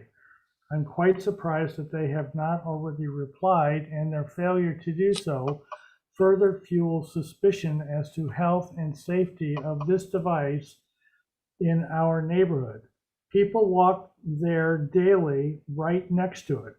Crown Castle is attempting to sneak this by our community, as this is the first we heard of it, or rather we saw the pole going in before we heard one word regarding what it was for. As a resident, we are deeply concerned and against this installation continuing. Harry Raven. Next. Dave, are you back or not? Bill, are you back or not? No, Okay. give him a break. Go ahead, Bob. Okay. I'm back. I'm back if you want. This email is to notify you of our opposing the proposed small tower at 75 Eucalyptus Lane. Thank you, Heather and Tom Sturgis. You want to take over? Yeah, I'll take the next two. Thank you, John, for the break. Of course. Okay, as residents and taxpayers in Montecito, my husband and I are very opposed to the application for a cell tower submitted by Crown Castle on Eucalyptus Lane, with the wood poles being replaced all over our community with the taller and offensive metal poles that seem to have way more wires and gadgets attached to them. I feel like we're living in an Edison plant. Please consider the rural feeling of our community and how these are so out of character with the ambience of our neighborhoods. Julie and Robert Teffel. Caution, this email originated from a source outside of the county. Okay. Regarding 5G tower. It's right here, Bill. No. This health hazard is not necessary. Please stop this invasion. Tracy Wilfong, Mountain Drive. And is that all of the comments? That's it. Okay. All right. Okay, and we've gotten all the folks that were online, had a chance to speak. And so we'll close. Close public comment. Yeah, we're gonna close public comment. Please. We're going to go to the board for their comments. And again, taking into consideration what Katie told us, I guess, in terms of aesthetics. John Watson, what are your thoughts on all of this? Before I get started, Katie, can you turn yourself back on, please? Yep. Okay, so Philip, I hope I don't mash your name, Drac, brought up an interesting point about areas that are necessary or installation requirements necessary for this, including that looping. Is the omission of that? Show you his picture that he sent along there. It's not omitted. It's on the graphic right there. Oh, it isn't? Is Sorry. this, Jerry, is this what he's talking about here? If you look at the two photos, the one on the left is existing, the one on the right is proposed. Do you see that extra wire with the two down converters on it? This one here? Yeah, that's the fiber coming into the pole. And also it's important to know that running fiber is a by right scenario for Crown Castle, who is a telephone company. So they can run cables and fiber as need be. There's no discretion on running those cables. This image that he sent actually looks like it's cables that are being processed, like they're still in construction on them. Is that what that is? Yeah, Crown is constructing fiber all over the county. And it's going on daily all over the county because, again, they're a telephone company. They have the right to do that. So there's a lot of that going on all over. Mr. Chairman, can I finish, please? I have a question of Katie. It was represented by Mr. Drac that this is an incomplete application because it does not show additional cabling and how it might affect the aesthetics.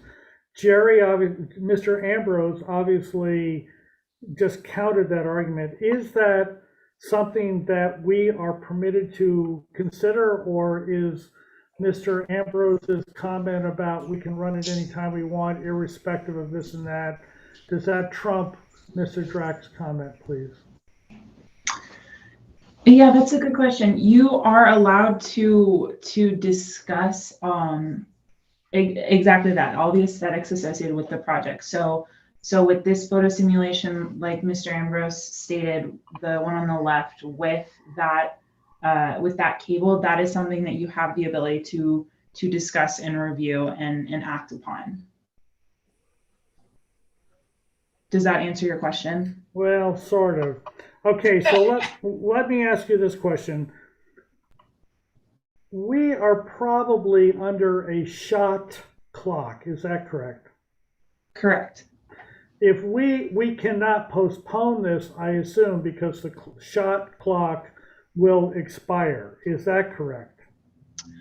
Yeah, so the shot clock will expire October 26th. We are scheduled for the next MBAR meeting, so we will be meeting on this project again once more before that shot And clock expires. what was the intent of that next meeting? If this received an approval, what was the intent of that next meeting? Well, we scheduled it in the hypothetical that this did not receive approval. Okay, very good. Thank you. Okay, so this is where I'm coming from.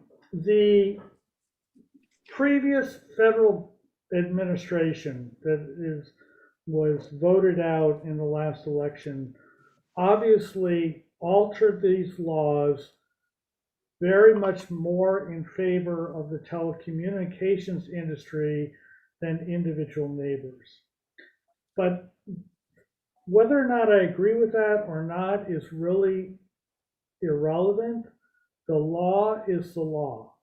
And so my personal feeling is that I really don't have any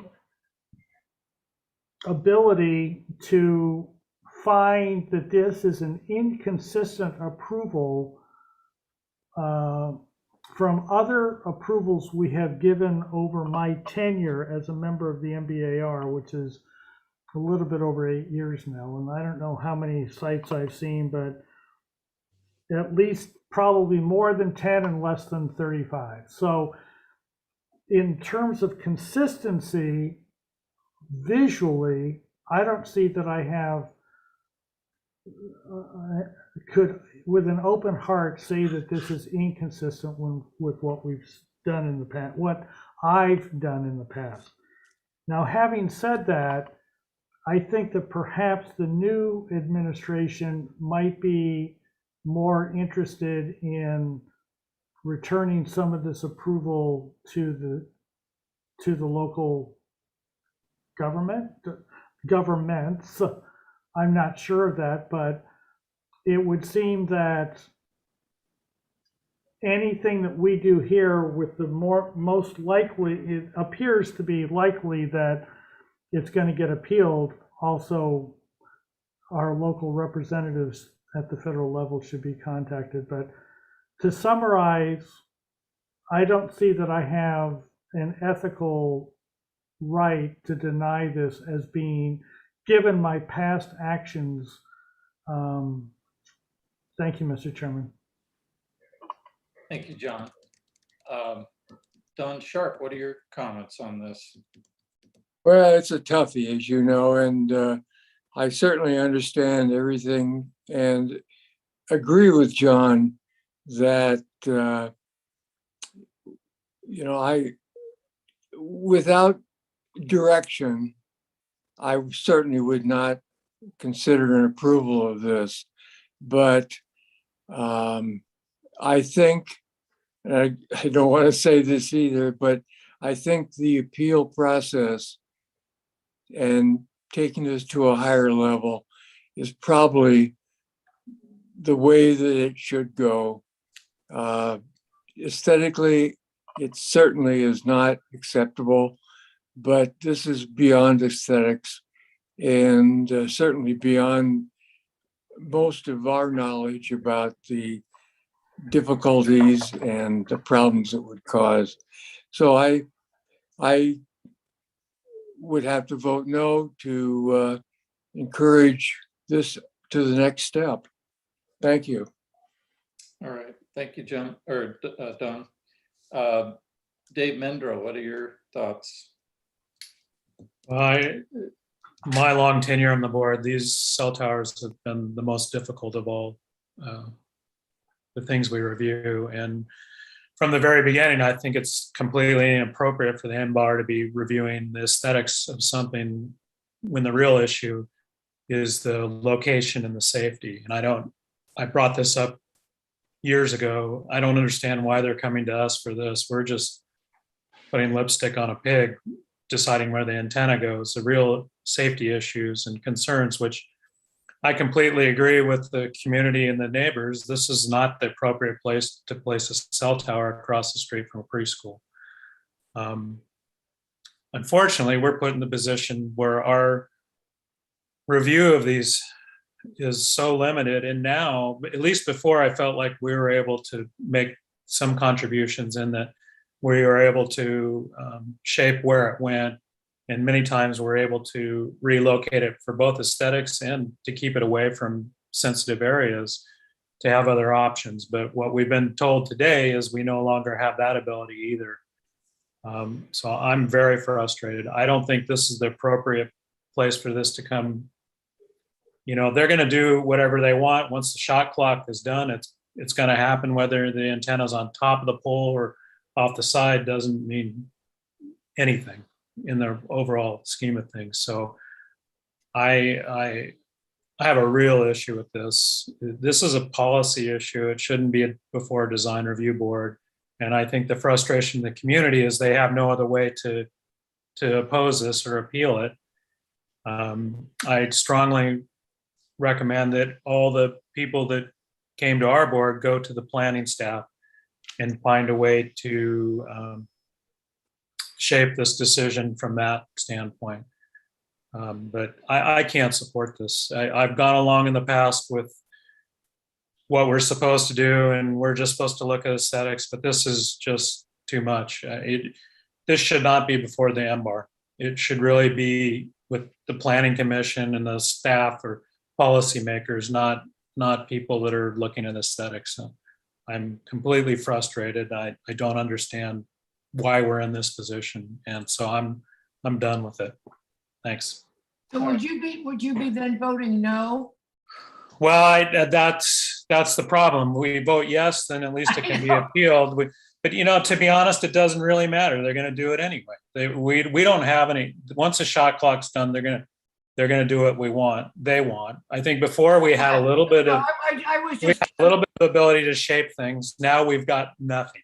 And if we vote for this, the community looks to us and says, well, we're supporting it. And that's not the case. I know that's hard for everybody to understand, but I think at this point it's ridiculous that this comes before us, and I'm going to recuse myself. That's what I'm going to do.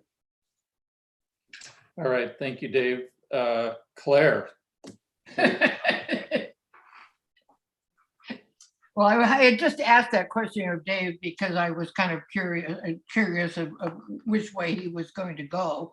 And I thank you for those comments, Dave, because as you know, even prior to being on MBAR for this round, I actually was on the planning commissioner. And if anybody here has had to deal with these cell towns for the last 20 years, as far as I can tell, looking at these things, going out and figuring them out and all this kind of things, you know, is like, even as a planning commissioner, it was difficult. And it's difficult again. And I really appreciate your letting me out with your recusing yourself because that's where I was trying to go with my comments, was because I was not at the site visit this morning. So ultimately, I am not, according to the bylaws, I shouldn't be voting anyway, because I wasn't at the site visit. And so I am going to recuse myself. You know, I think inside of what you said, Mr. Milgro, I think that this is a planning commission issue. And I think the whole project should always, never should come to MBAR. It has nothing to do with this. It's a land use project. Mr. Chairman, if Dave Mendro and Claire Gottstanker recuse themselves, I believe we no longer have a quorum. Correct. So I guess maybe the question to the planning staff is if we have no quorum and then, you know, what is the best option for the neighbors and, you know. Katie's got her hand up. Katie's got her hand up. Yeah, I mean. Yeah. I just wanted, so some really good points have been made, and I kind of just wanted to reiterate some of them and then go over the general process. So as Mr. Watson stated earlier, the ordinance has changed recently this year. And with that change, it changed a lot of the level of permitting that some of these projects require. And so a project like this, it's considered a tier 2 small wireless facility. It dropped down to requiring from a conditional use permit, it required a development plan that is approved by the director. So that's written into our ordinance. All of these projects, all of these cell sites written into the ordinance are required to go to BAR for aesthetic review. And then that's on top of being reviewed by the director in compliance with the ordinance. Again, in this case, Article 2. So, you know, the planner reviews the project in compliance with Article 2, sends it to BAR for aesthetic review. Once aesthetic review is approved, they can move forward with the project so long as it complies with all the standards in Article 2. In this situation, a project that again is director level will be approved if it complies with all of the ordinance regulations. If you know the public, a single member of the public, anyone does not agree with the project as a whole, they can appeal it, in which this project would be heard in front of the Montecito Planning Commission. So I recommend that you guys do make a decision based on the aesthetics of the project. It will move forward based on other merits later. But it is likely, given what we've heard, there's at least a 50-50 chance that it's going to be the director, whoever that is, Lisa or you, I don't know who's going to actually sign it, will be appealed. And then it goes to the Montecito Planning Commission. Right. So the project goes to the Board of Supervisors. Correct. So the project as it stands today, as proposed, complies with Article 2. If the project receives approval from your board, it will move forward with approval of the development plan. And if members of the public would like to appeal that decision, it would be then reviewed by the Montecito Planning Commission. Whatever their action on the project will be, that could also be approved to the Board of Supervisors, or sorry, appealed to the Board of Supervisors. And what happens if it's denied here? If it is denied here, then the director would not be able to approve the project. And what but happens again, that's to the not would have to be. And what happens to the application? Well, the application would be denied. The permit would be denied. So it would stop right and here. The applicant would, sorry? So this application would stop right here. Correct. What is there a legitimate claim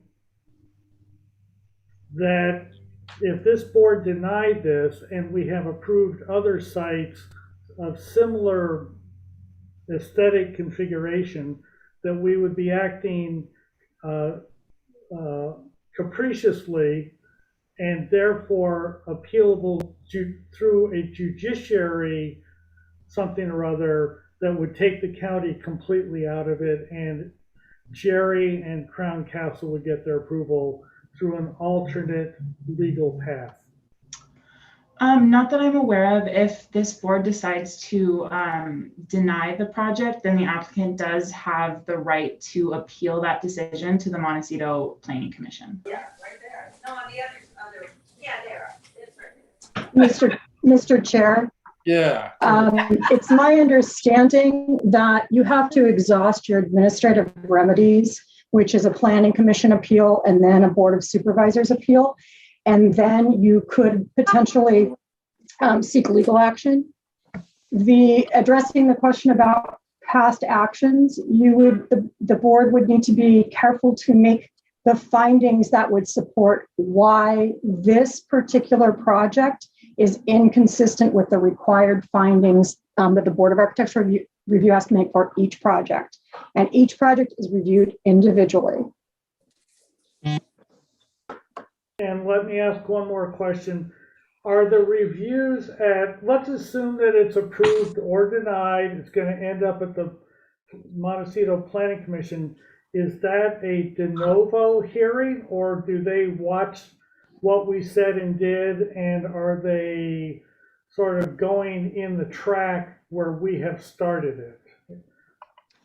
Is it de Mr. novo? Chair, Yeah. Remember, John, it's my understanding that it will be a de novo appeal hearing. I believe all of our appeal hearings are de novo.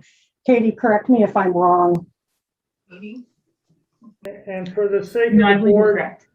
for the sake of the other members of the board, what that basically means is they're going to read our minutes, watch what our vote is, but they start all over again.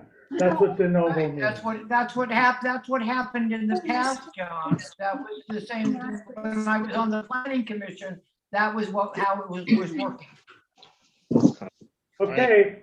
A few items that I've seen that were cell towers in the past, we were able to screen, or were being screened by trees and plants.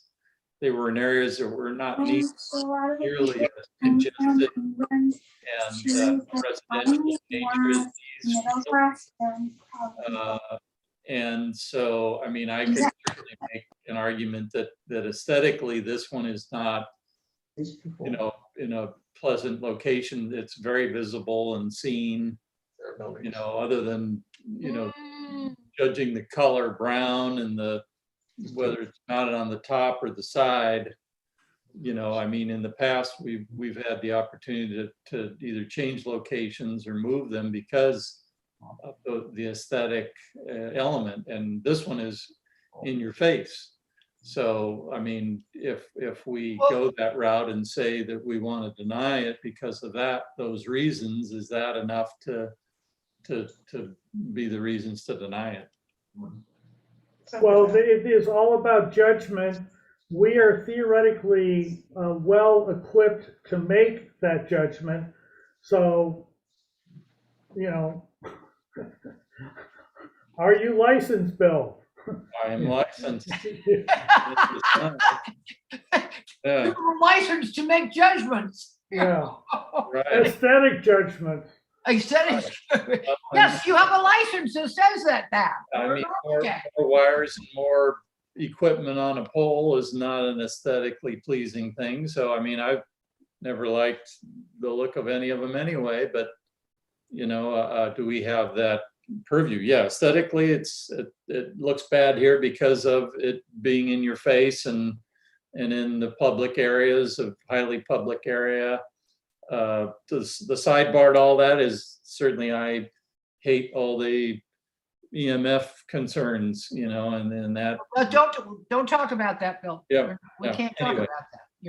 Let's So be really clear that we're only talking about the aesthetic. The aesthetic. It's the aesthetics of having the pole look like that with the thing on the top. Is that aesthetically appropriate for this neighborhood? Not in this location. I don't believe it is. No, this is the location that we got. So because it's in the neighbor's face. It's Okay. the house right there is. Kimberly or Katie, do you have the locations of other cell towers that have been approved in Montecito, both inland and coastal, and in Montecito in coastal only?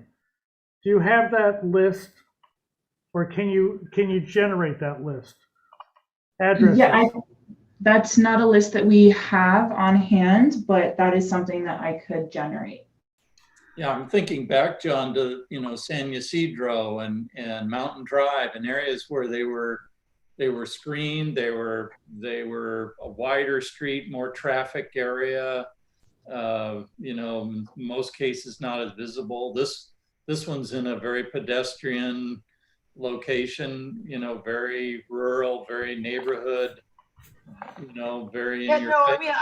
So, I think that we do have grounds to deny this aesthetically based on just where it is. You're right, Bill, because in many cases, with these things, we've relocated them so that they could be aesthetically buried in the bushes or they whatever. weren't seen. Yeah, they weren't. And this is just not.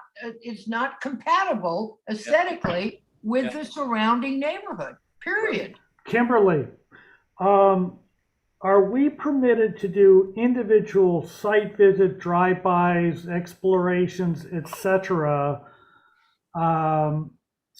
And assuming you guys provide us that list, and then come back and share our individual assessments, or because this is an item before the board, are we required to do that in some kind of a caravan, etc.? Please. It's a legal opinion. I'll give you my planner opinion. We may want to back that up with an actual legal opinion, but it's my understanding that you have the right to individually view the sites in the community.